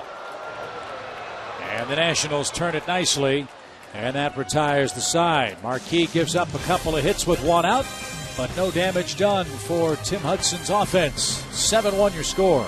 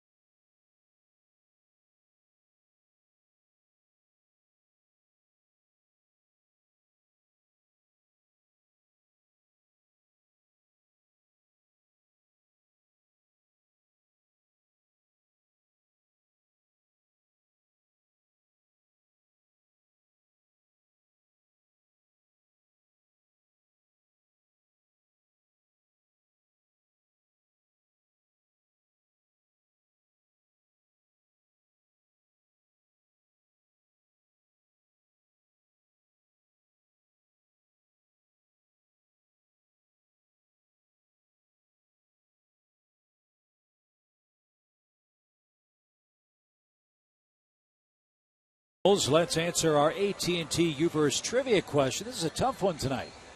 Tim Hudson's 1.88 ERA against the Nationals and Expos is third lowest all time.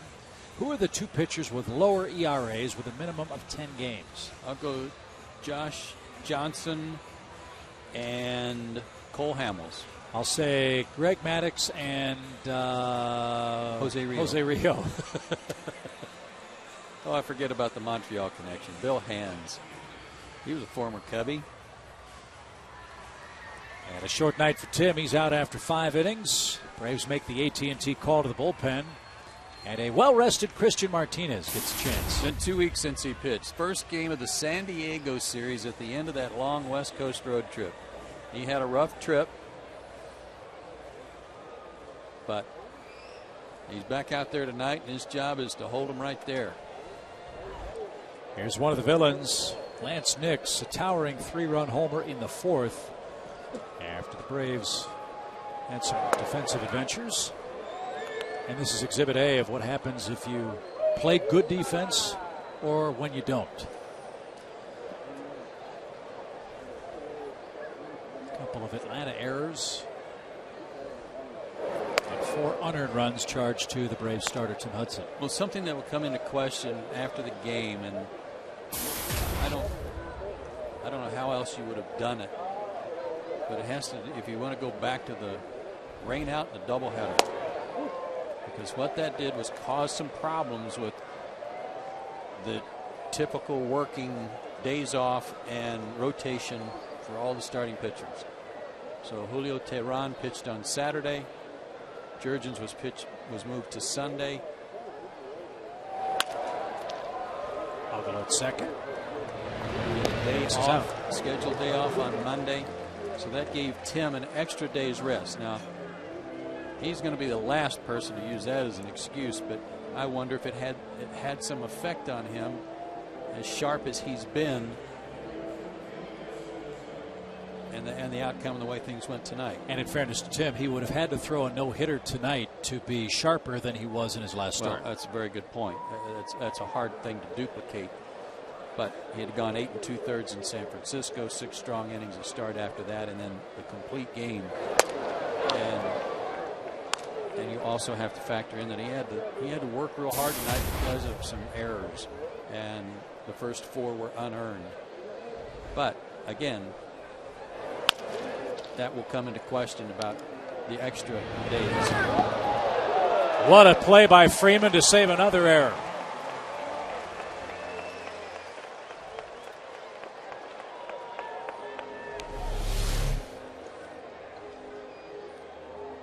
Nice play with the brush tag there by Freddie. He did get him. Good call by Darryl Cousins. Dory had plenty of time to get the guy, but almost threw that one into the dugout. Good thing Freddie's 6'5".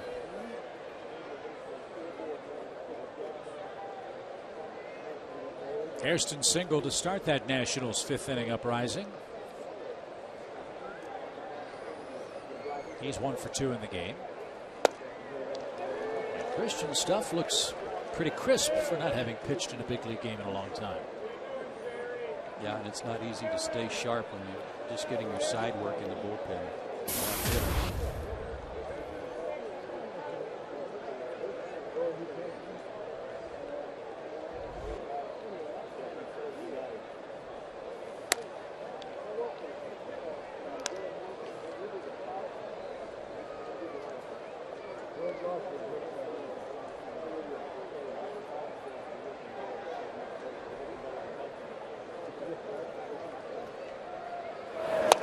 Started this game tonight hoping to gain some ground on either Florida or Philadelphia tonight. Braves are a game behind the Marlins in the East. Florida's hosting the Phillies tonight, and you talk about great pitching matchups. That one's Roy Halladay and Josh Johnson.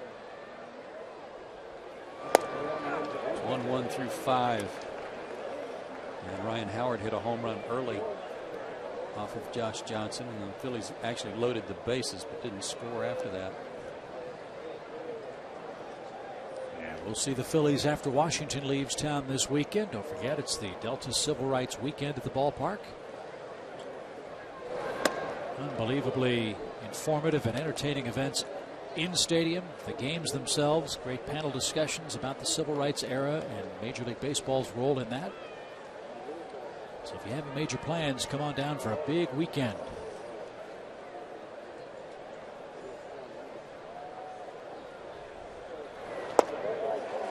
Christian Martinez just did a terrific job in the 6th inning. 1, 2, 3 and out goes Washington.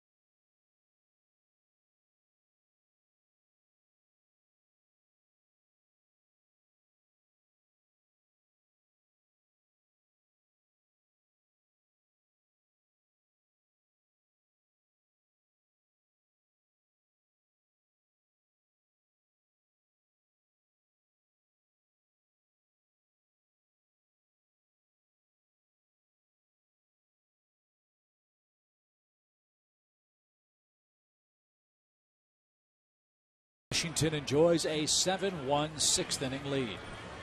Jason Marquis has been the beneficiary of some shoddy defense tonight by Atlanta that led to 4 unearned runs, and then some long balls from Worth and Nix. Marquis provided the only Atlanta offense. But Jason Marquis enjoying a 6-run lead here after running into some problems himself in the 4th and 5th, able to get out of it. So Jason Hayward, Chipper Jones, and Brian McCann coming up, trying to get something started. Jason, no hits in his last 9 at-bats.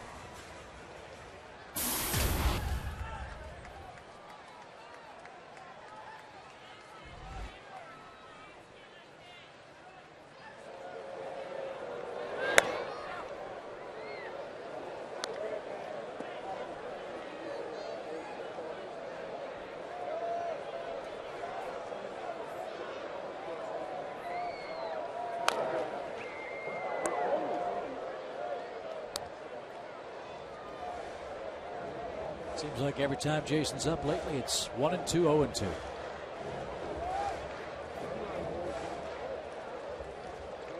That's where it always seems when you're having a tough time of it. 1 out. Second strikeout for Marquis. He's got Jason both times. Celebrate your birthday at Turner Field for free. Register at Braves.com/birthday to get free companion admission to one game this year to see the Braves here in Atlanta. It's our present to you and your family. Go to Braves.com/birthday today. Is that a birthday tiara on her hat? Might be. Absolutely.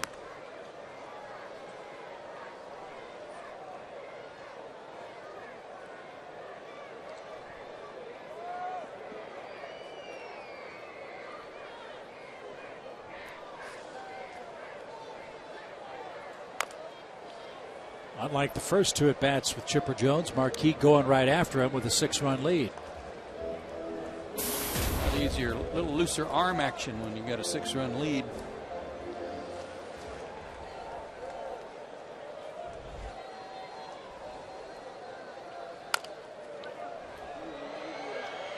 LaRoche, Marquis, 2 out.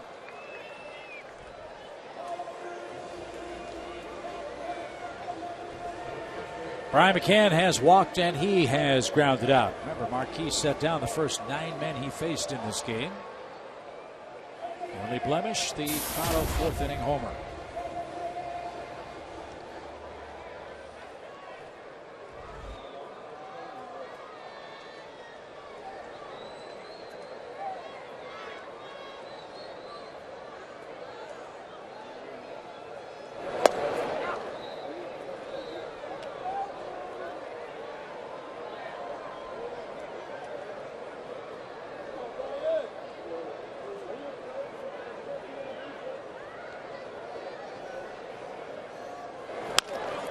Up the middle, and Brian McCann with a 2-out single.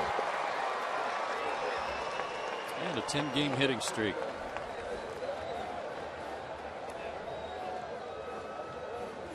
Here's Ugla. Dan has grounded out a couple of times tonight.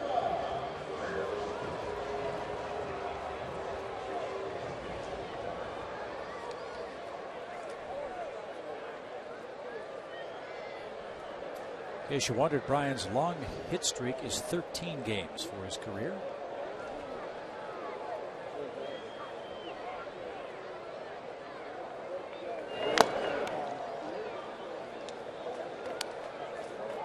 And there's a new leader atop the tote board for the longest hitting streak in the National League. Now with Andre Ethier's streak going away, one shy of the Dodger record, ended at 30. Hunter Pence now with the longest. The praying mantis. Fly ball right center field, well hit. Worth on the run, tracks it down and slams into the fence. Ugla gave it a ride, but Worth with good speed sends this game to the 7th inning. Washington leads it 7-1.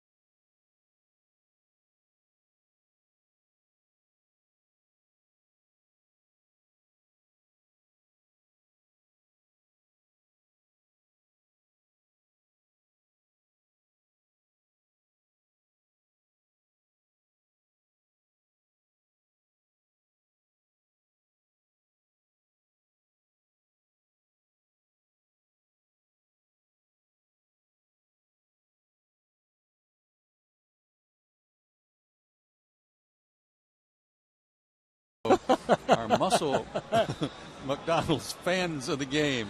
Check out these guys. That's great.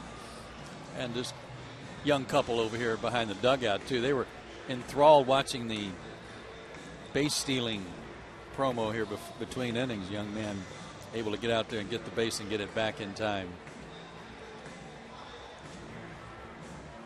Always love to see the kids at the ballpark. Braves hoping to give him a show here in the final 3 innings. Got a long way to come back. Christian Martinez, his 2nd inning in relief. And Jason Marquis will start. Marquis is 0 for 2.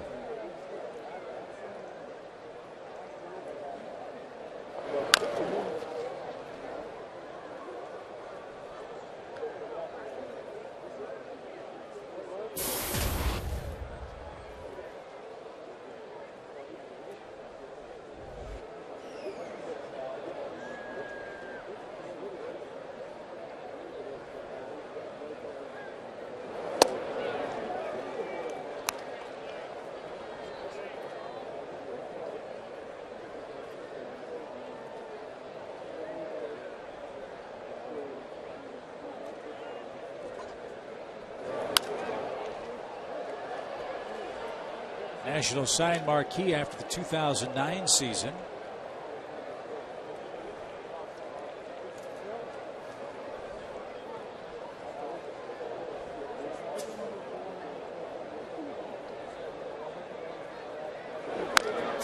We mentioned the injury problems that sidelined him for most of the year last year. Before last season, didn't realize this. Marquis was the only player in baseball whose team reached the postseason in each of the last 10 years. Going back to his days with the Braves, Colorado, the Cubs, the Cardinals. Other stops for Jason Marquis. And Christian Martinez, his second strikeout of the game. He set down all 4 Nationals he's seen tonight. He was kind of the earlier Eric Hinsky, kind of a good luck charm.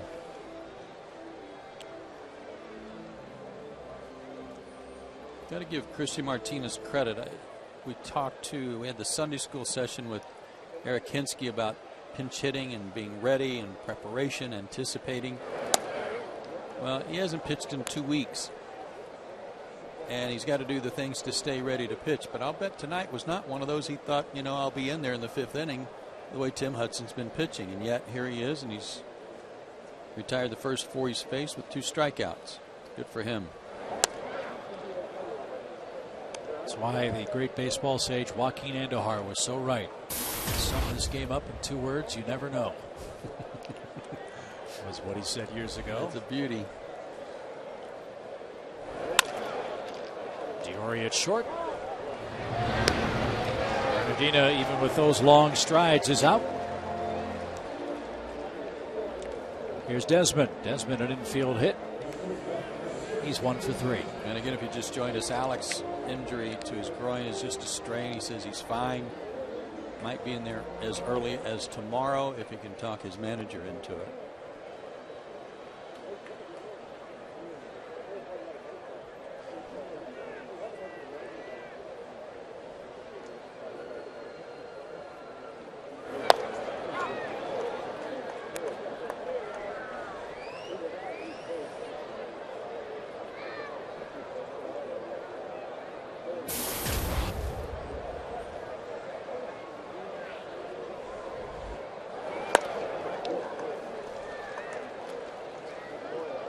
Oh, 2.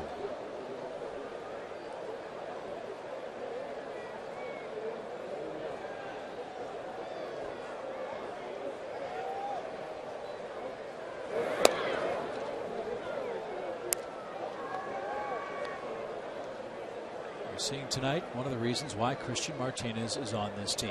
He can take the ball in just about any role for you in relief.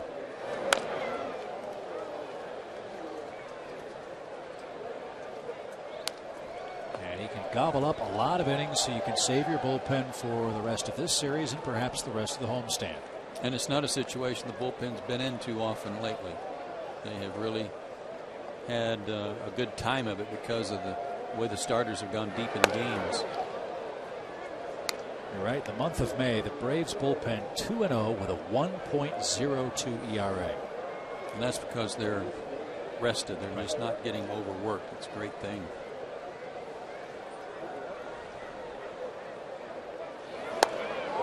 Christian Martinez perfect through 2 innings of relief. 7th inning stretch at Turner Field.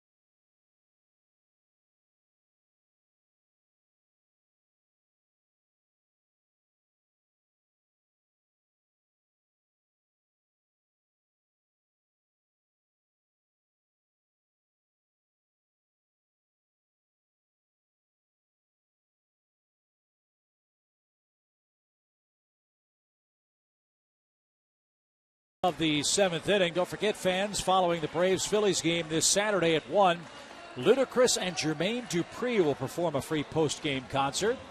Saturday is also the Braves tribute to the Negro Leagues, and the first 20,000 fans will get an Atlanta Black Crackers cap. That's courtesy of Coca-Cola. Visit Braves.com/Ludacris today.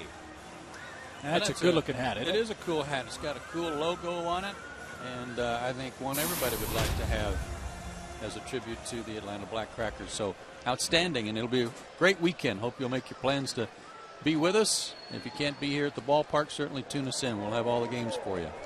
Should be a great week of baseball at the ballpark.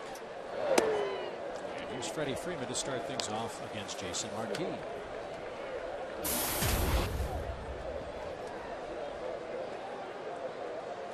Freddie's played catch with Lance Nix twice in left. And now he'll split the gap in left center. Bernardina cuts it off. Freddie's going to try, down 6 runs, and he's going to pay a heavy price.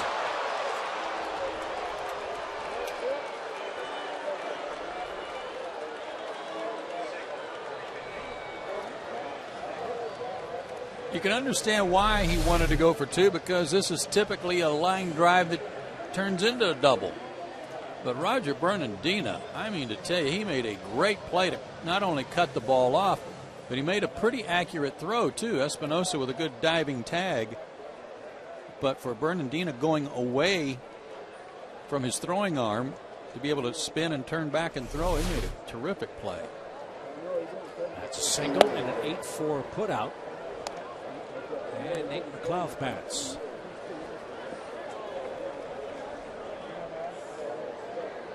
Well, if this score holds, let's see if the Braves can get it all out of their system for the rest of the homestand. Yeah, I mean, you're down 6 runs. You don't want to run yourself into an out, but that was an aggressive mistake, and I'm not sure one of the veterans would have made 2, hitting it that hard in that part of the ballpark.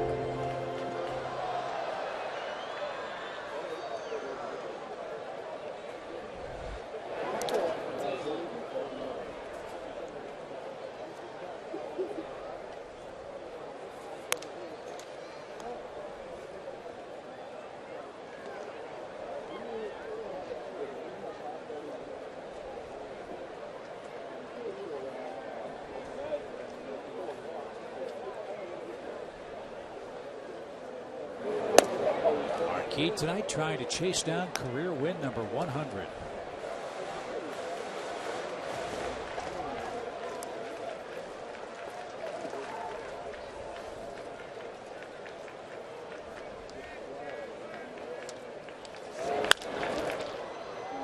It's a second.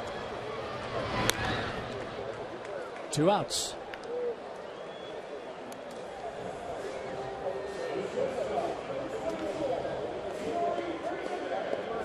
Last time the Nationals scored as many as 7 runs was April 20th, first game of a doubleheader against the Cardinals. They won it 8-6. Yeah, they're averaging about 3.5 runs a game. They've doubled that tonight. And 8 is their season high.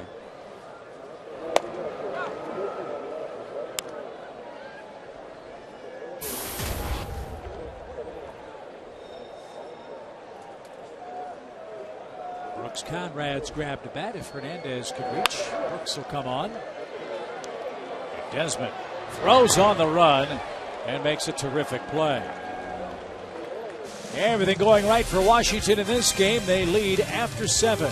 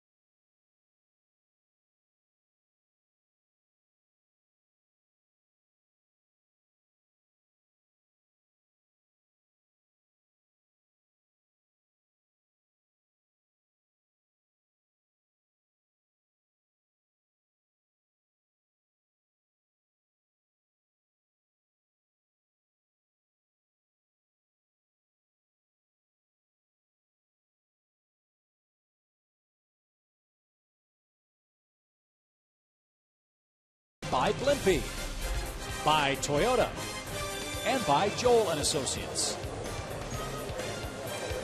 7-1 after 7. Washington, the big lead. Jason Worth, Adam LaRoche, and Wilson Ramos coming up for the DC Ball Club. Jason Hayward out of the game for Atlanta. Eric Hinsky takes over in right field.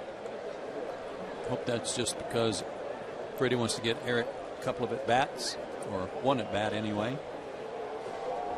Depending on whether or not the Braves can fight back, tie it up, or go ahead.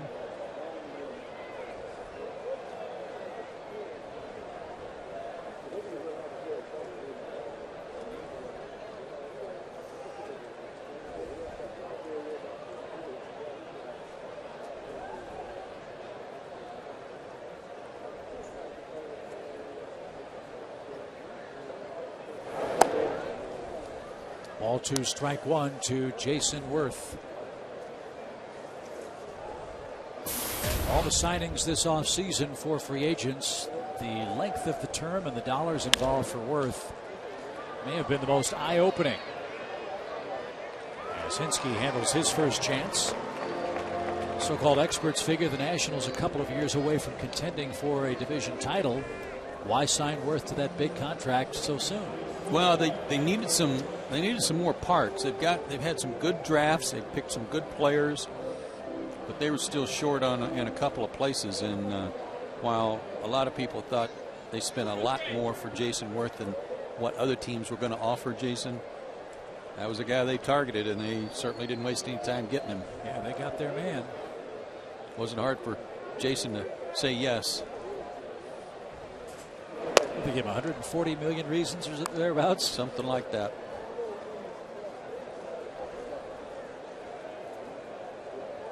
He's a good player. See how this year unfolds. He's had a big night tonight.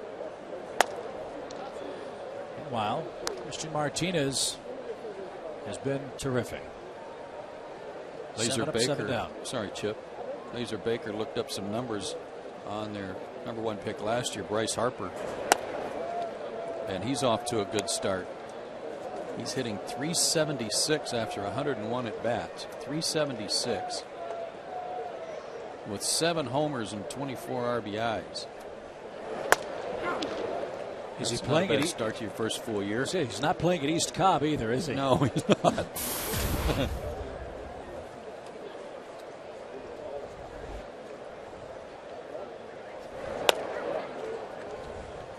LaRoche takes a walk, and that's the first base runner for Christian tonight. Well, you can see what they're doing in Washington. I mean, they've got, as we mentioned earlier, catcher, shortstop, second baseman, Zimmerman at third when he's healthy. Worth's going to be in right, at least for now. Bryce Harper's on the way. Strasburg is going to be back probably next year for them. They've got a really nice tandem at the end of the ball games in Storin and Clippard. LaRoche under contract, I believe, for another year at first base. Well, and it starts with pitching, and they've got Jordan Zimmerman, who we'll see Thursday night, and John Lannon, who we'll see tomorrow night, to go with Strasburg when he comes back.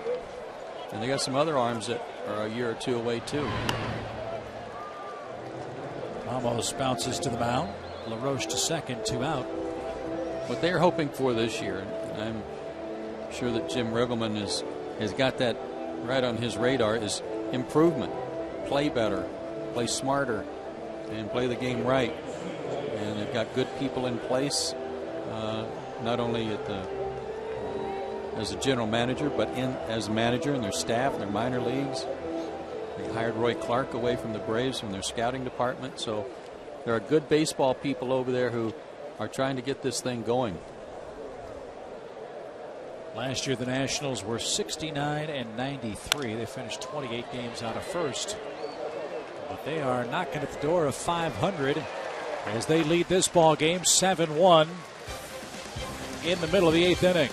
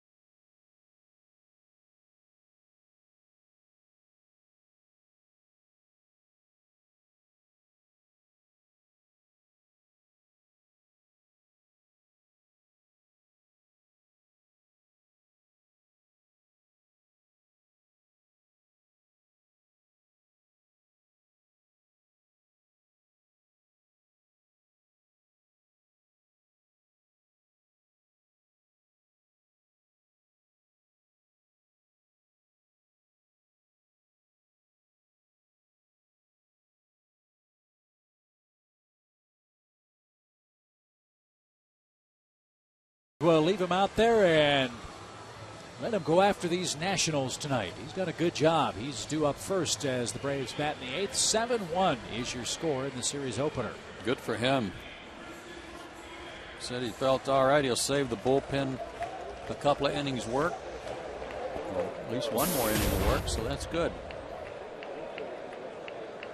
He's 0 for 7 in his big league career at the plate. And Marquis with a big lead, trying to chase down his second complete game of the year. It's kind of funny. Last inning he did this near the end of the inning, and he just did it again. Jason's already in his windup, and he's shaking off a sign from Ramos like, no, get ready. Just catch it. Yeah.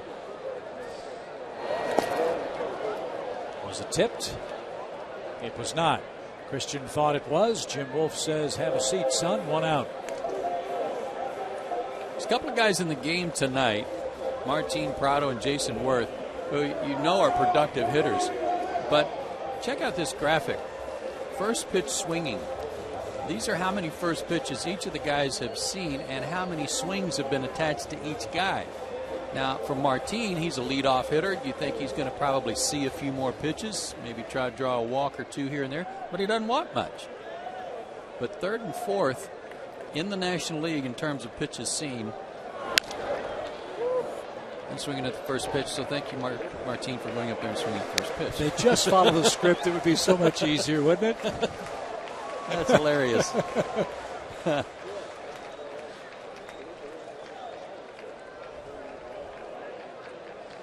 No balls and a strike. And he golfs that ball into left. 2-hit game for Prado. The guy who's first in the National League in not swinging at the first pitch is Jamie Carroll of the Dodgers. 138 first pitches. He's only swung 5 times. And number 2 is Jonathan Herrera of Colorado. 116 pitches. He's swung 7 times. I think Herrera in Spanish means patient. Might be. But I'm thinking about how Jamie Carroll and Jonathan Herrera are not the kind of hitters that Jason Worth and Martin Prado are, and yet they're still taking first pitches too on most occasions. Sean Burnett getting ready if needed in the Washington pen. Marquis at 92 pitches tonight. Steve McCaddy is the Washington pitching coach.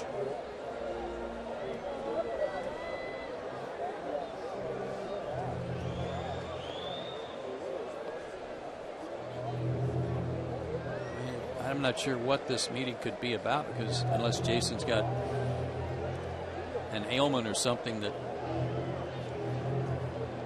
was occurring before this inning.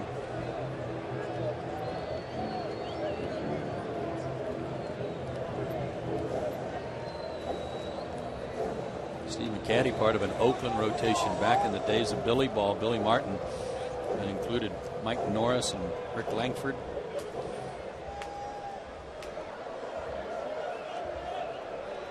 Here's Hinsky.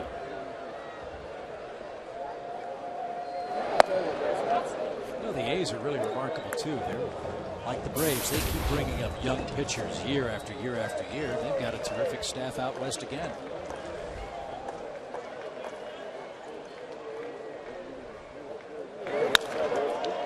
Golfed foul. 1 ball, 1 strike.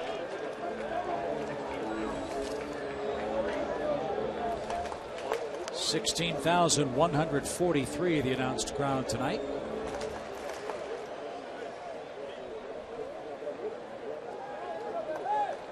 Eric had a big at bat on Sunday.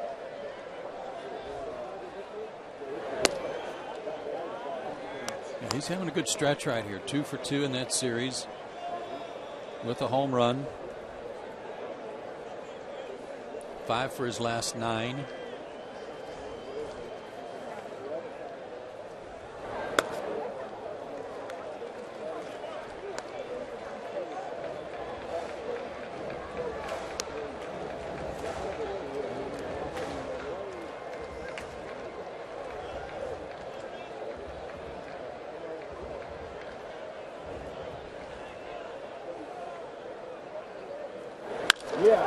That's well hit to right center. That'll get down between them. Bernardino cuts it off. Prado will get the green light. It's a 7-2 game with one out.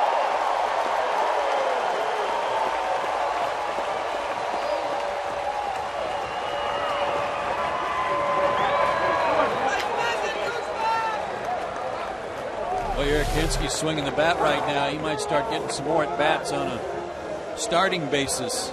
Hard to keep him out of the lineup. I mean, he is squaring up some baseballs. This one jumped off his bat to the gap. Picks up an RBI.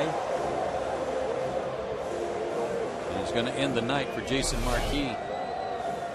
Give Marquis credit. He pitched a beauty. He was also staked to a big lead of 7-1 after 5. He's trying for his 100th win. Braves trying to spoil those plans late.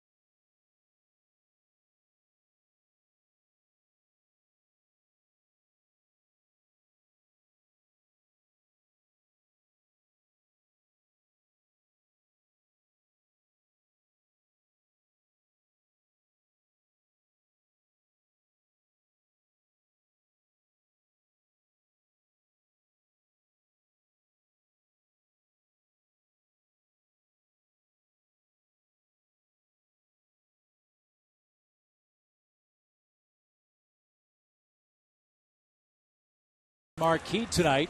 He leads by a 7-2 score. Braves have gotten him out of the game now in the 8th inning and will face left-hander Sean Burnett. This guy took over as the closer right at the beginning of the year when Drew Storen was struggling.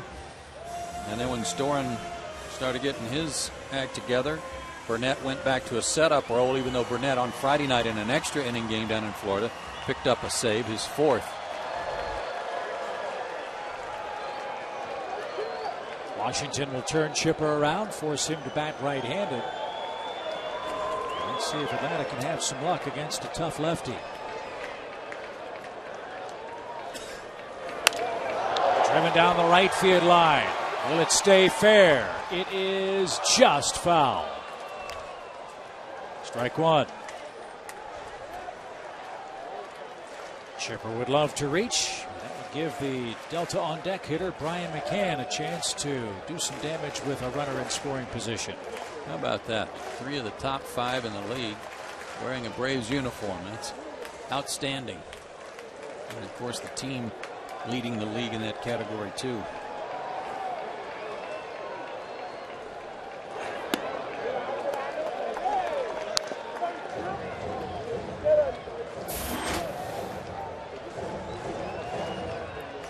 With a couple of walks and a strikeout.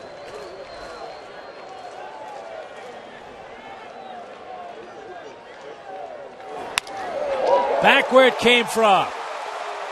Henske around third. They'll wave him. There's no throw. 7-3.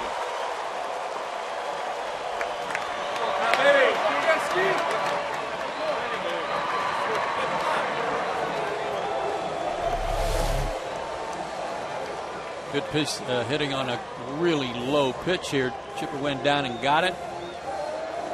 Stroked it to center. And this is some good third base coaching there by Brian Snitker. In the 8th inning with a big lead, you're going to have to anticipate. I mean, you're trying to play it safe. You don't want to run yourself into an out at the plate, certainly, but you got to figure that the Nationals want some outs. So he was waving Henske home all the way. And as it turned out, true to form, Bernardino didn't even make a throw. He tried to hold Chipper at first. So an easy score for Hinsky.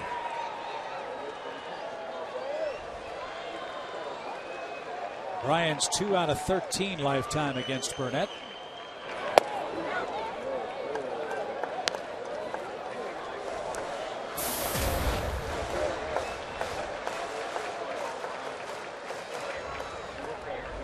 Close the book on Marquis. Jason 3 earned runs in 7 innings and a third.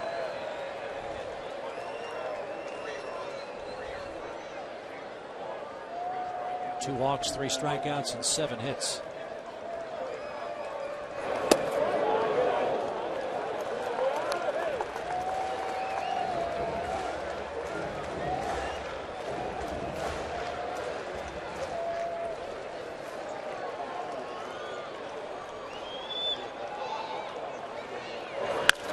That is foul at first.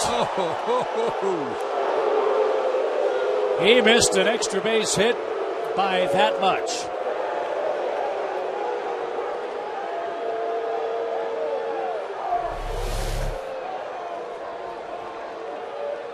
Got to go over the bag. And Brian McCann had as good a look at it as anybody, and there was no beef from him.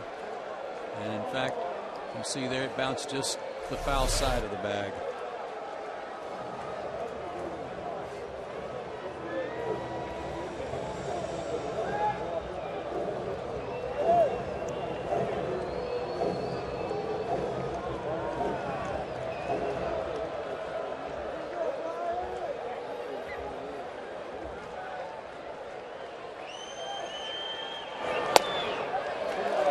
Ramos boxed that ball a bit. Now full count.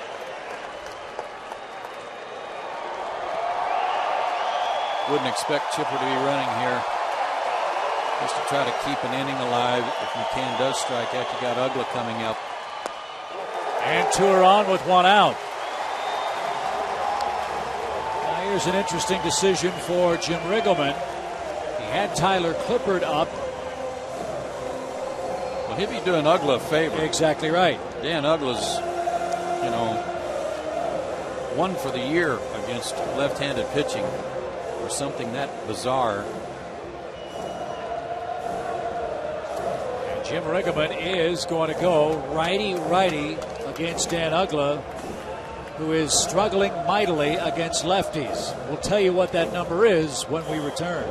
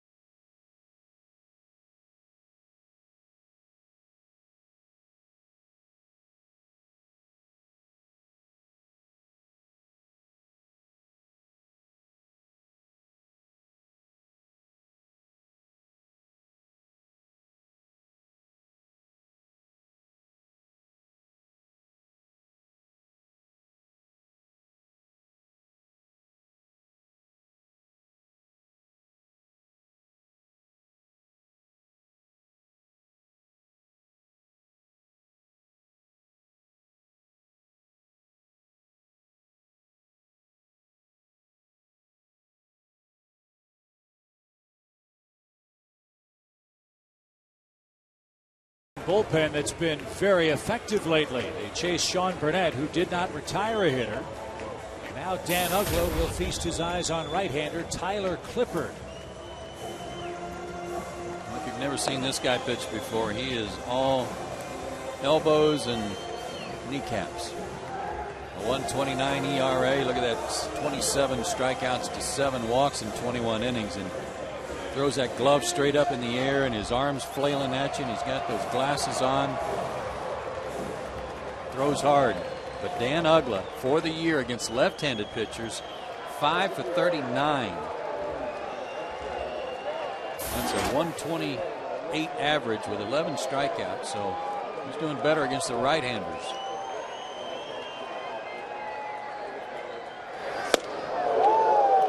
Washington's bullpen, 30 strikeouts in their last 27 innings and a 1-point ERA over their last 11 games. Clippard's got a mess to clean up. 2 on, 2 in, 1 out in a 7-3 Washington lead.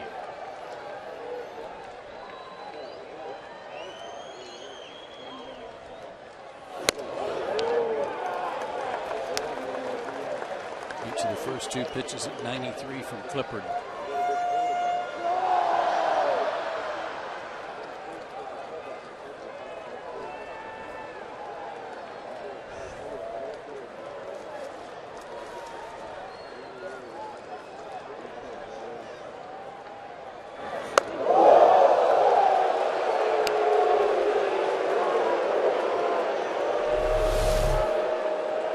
Curveball that got away from him. Causing Dan to duck out of the way. Just the pitch that got away from Clippard and gives Uggla a better count.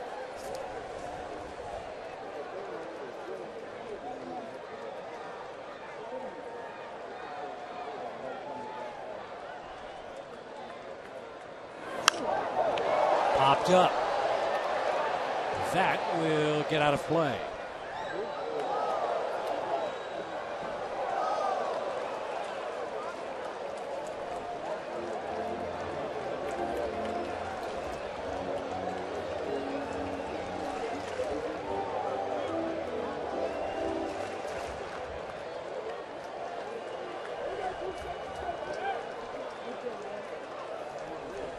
Still sitting on the fastball. Let's see if Clippard's confident enough to throw him something else.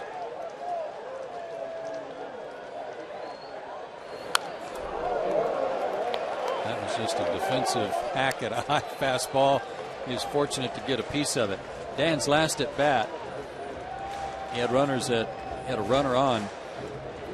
Now I'm thinking about the one in the 4th inning. Beg your pardon. He had a couple of guys on base, and he fell behind in the count and just kind of took a little inside-out defensive swing. You certainly don't want to see that here. You want to see what he just did, and that's attack the ball, hoping to get a piece of one to hit it out of here. High fly ball, belted left center. Nick's back. We've got a 1-run game.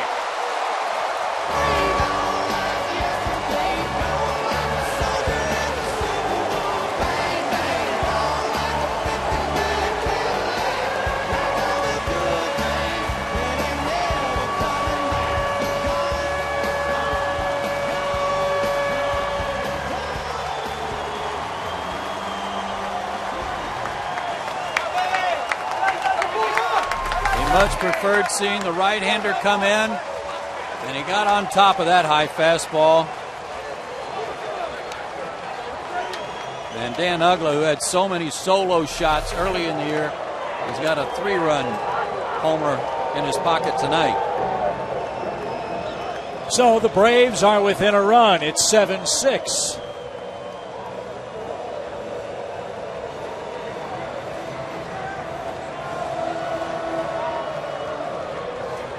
And despite the good work by the Braves offense here in the 8th inning, Jim Riggleman goes out to Clippard and perhaps said, you know what, okay, we're still up by a run. Now, do your thing. Start fresh. That is the downside at times of a home run. You do have to start a rally all over. But Only one run out. and only 1 out. Here's Freeman.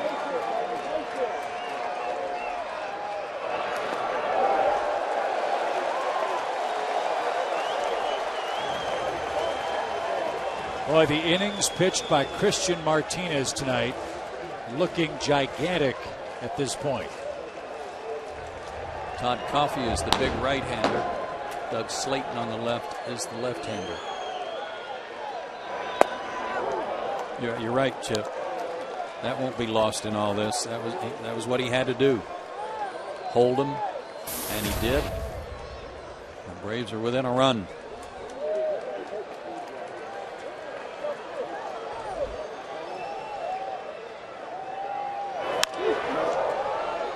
Freddie attacks the ball and fouls it away. You know, he's thinking about a redeemer here. Yeah.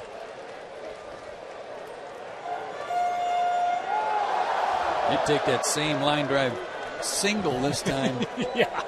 That he had last time up. Oh my, what a cut. They're getting some good swings at this 93-mile-an-hour heater from Clippard. And that's another thing that was impressive about Uggla's homer was the fact that it was up. And he got up there with it.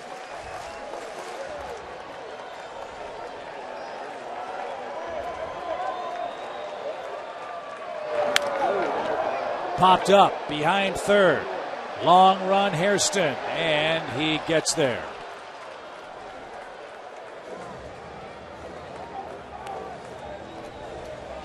Second out for Clippard. Here is Nate McLeod. Another move that was pretty sharp on the part of Freddie Gonzalez. I'm not sure that he could have anticipated a 5-run rally here, but by letting Martinez hit for himself, he saved one more guy on his bench. Might come in handy either this inning or next. And if McLeod can reach,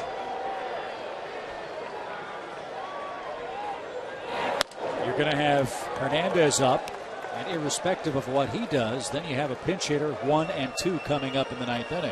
And you still, even though you've used Hinsky already, you've still got David Ross and Alex Gonzalez on the bench.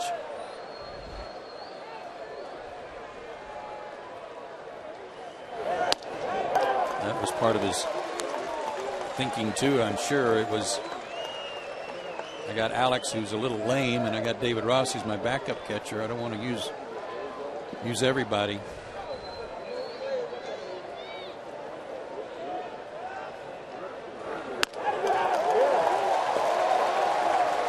Clippard's gone 3-0.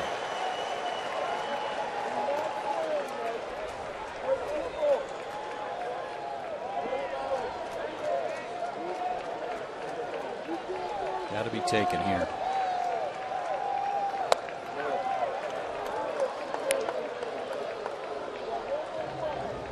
I've seen Nate in this spot before with the game on the line where he took 2 strikes.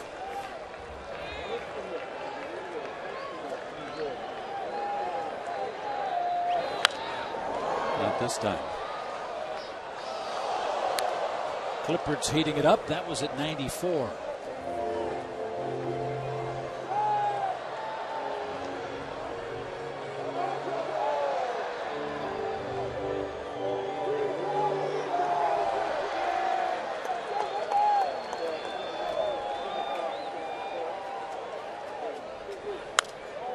Good cut.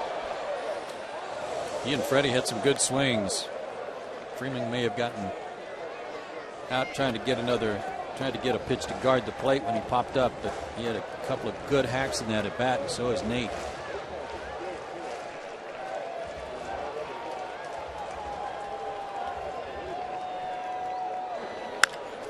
To first. And the Braves, with a 5-run 8th inning, have made a game of it. We head to the 9th. Washington 7, the Braves 6.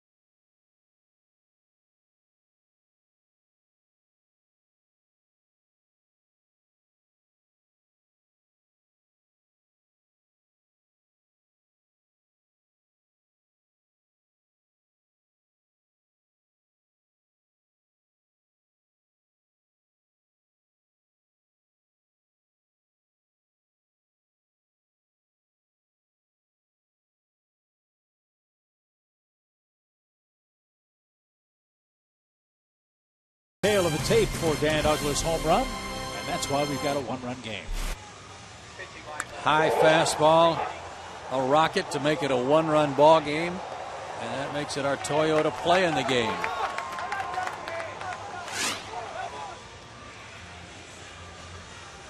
Great job by Christian Martinez. 3 scoreless innings of relief. And Freddie Gonzalez makes the AT&T call to the bullpen, and it's left-hander Johnny Venters for the night. Gave up a run in Philadelphia the other day. Snapped a real long scoreless streak for him, but his ERA jumped all the way up, as you see, to 0.96. Bingo.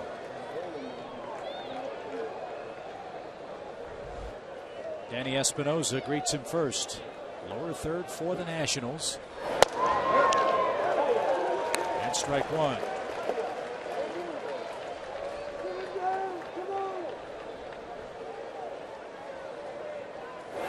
Win or lose, this was a great night for Christian Martinez. Again, 14 days between outings.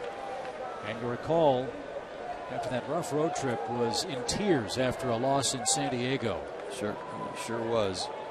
Just absolutely heartbroken at the turn of events in that game.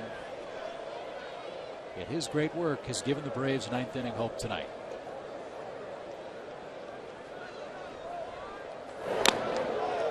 Yeah, he's had to sit on that a long time. That's even more remarkable when you look at what he was able to do.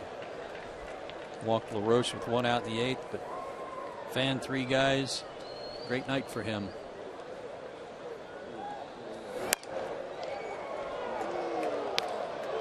Another shutdown inning, and then see what happens in the bottom of the 9th.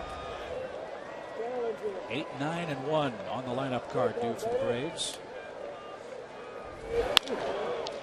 Chipper. Oh, picking, grinning, and throwing. 1 out.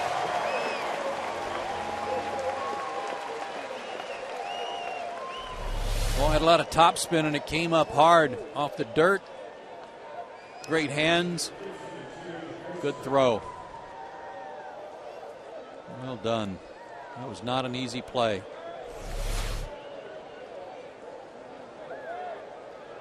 There's your first out of the 9th. Here's Hairston.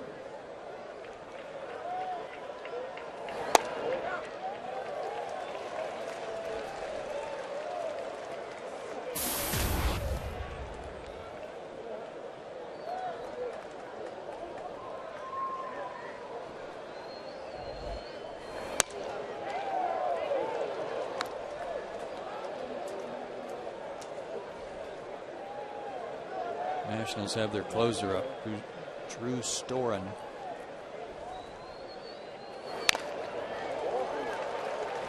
As Bixler is out on deck to hit for Clifford. Storen.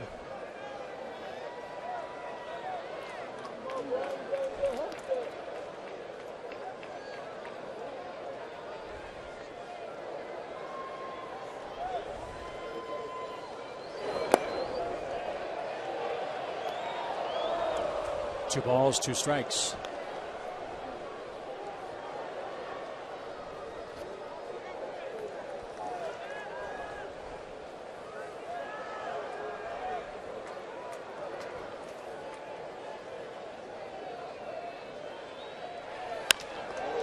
Line drive.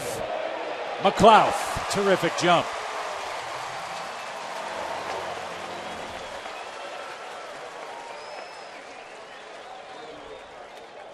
Here is Bixler.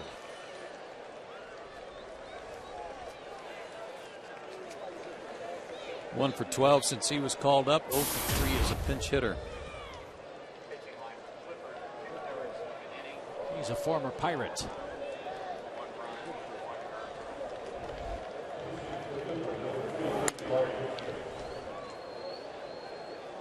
And the pride of Eastern Michigan University. Kind of a distraction there with a PA coming off. Telling about Bixler as Venters is winding up. Brian McCann wasn't any too happy about it.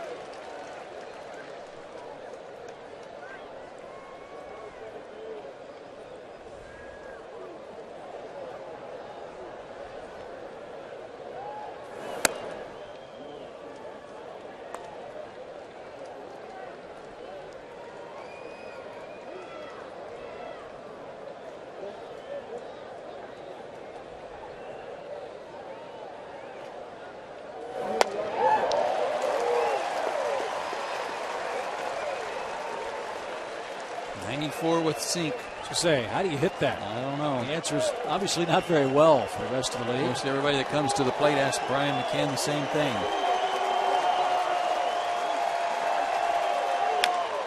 Little tap. And we go to the bottom of the 9th inning. Can the Braves pull off a big comeback at home? They need 1 to tie and 2 to win it.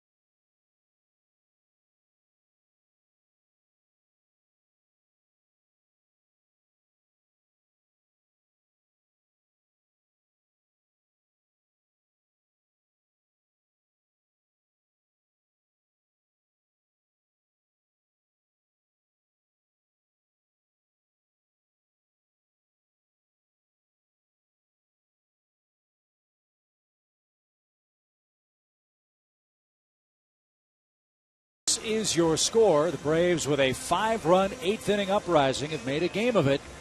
Johnny Venters held serve in the top half, and now the Braves try to beat a man that is on a very impressive roll. Drew Storen, perfect 7 for 7 in saves, and has a very impressive scoreless streak working. Yeah, it's the longest active streak in Major League Baseball, 16 straight scoreless innings, and his 0.48 ERA is 3rd among National League relievers. Braves touched him up in Washington. He worked 2/3 of an inning and gave up a home run to Alex Gonzalez that day. So Diori Hernandez, Brooks Conrad, Martin Prado, the first 3 he'll face in the 9th.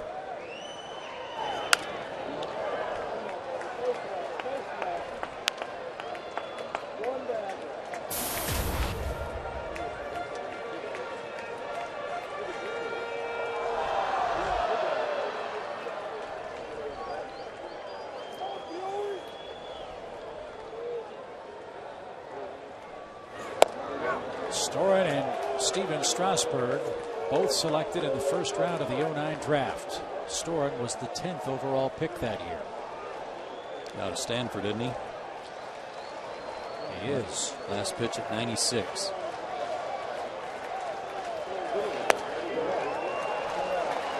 It's a heck of a draft. A #1 starter and a 9th inning closer, 10 picks apart in the same draft.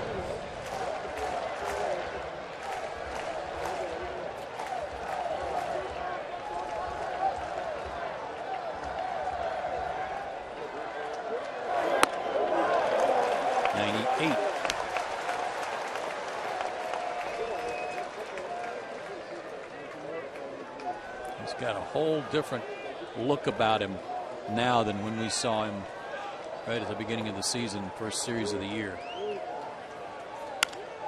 To right, but playable for Worth. That was a pretty good swing by Diori on a tough slider. Hit it solid, but right to Worth. Well, here's the man that got this terrific month of May started for the Braves. That was Brooks Conrad. Remember the bloop hit against the Cardinals that won a game late? Let's see if he can get a rally started with 1 out. Braves scored 5 times with 1 out last inning.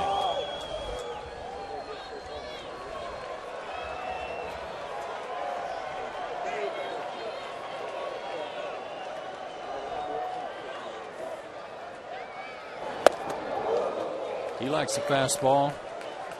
More the merrier. Outfield very deep, trying to prevent an extra base hit. Bernardina and Nix especially. Jason Worth pretty much straight away depth-wise.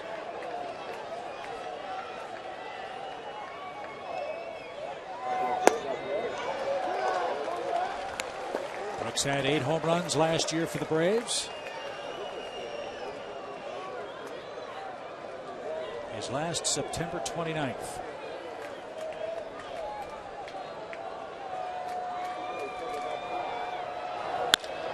Well hit. Right center field. Bernardina back. He's gonna catch it at the wall. He just missed.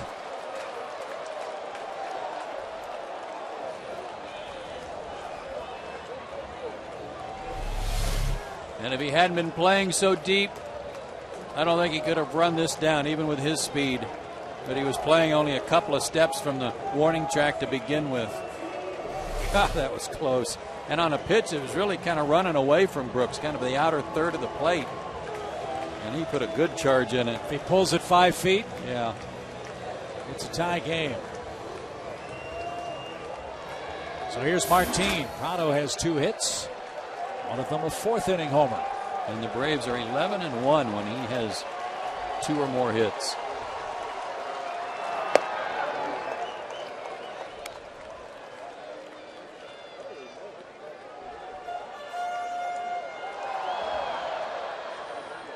Hairston guarding the line at third, so some room for Martin on the left side.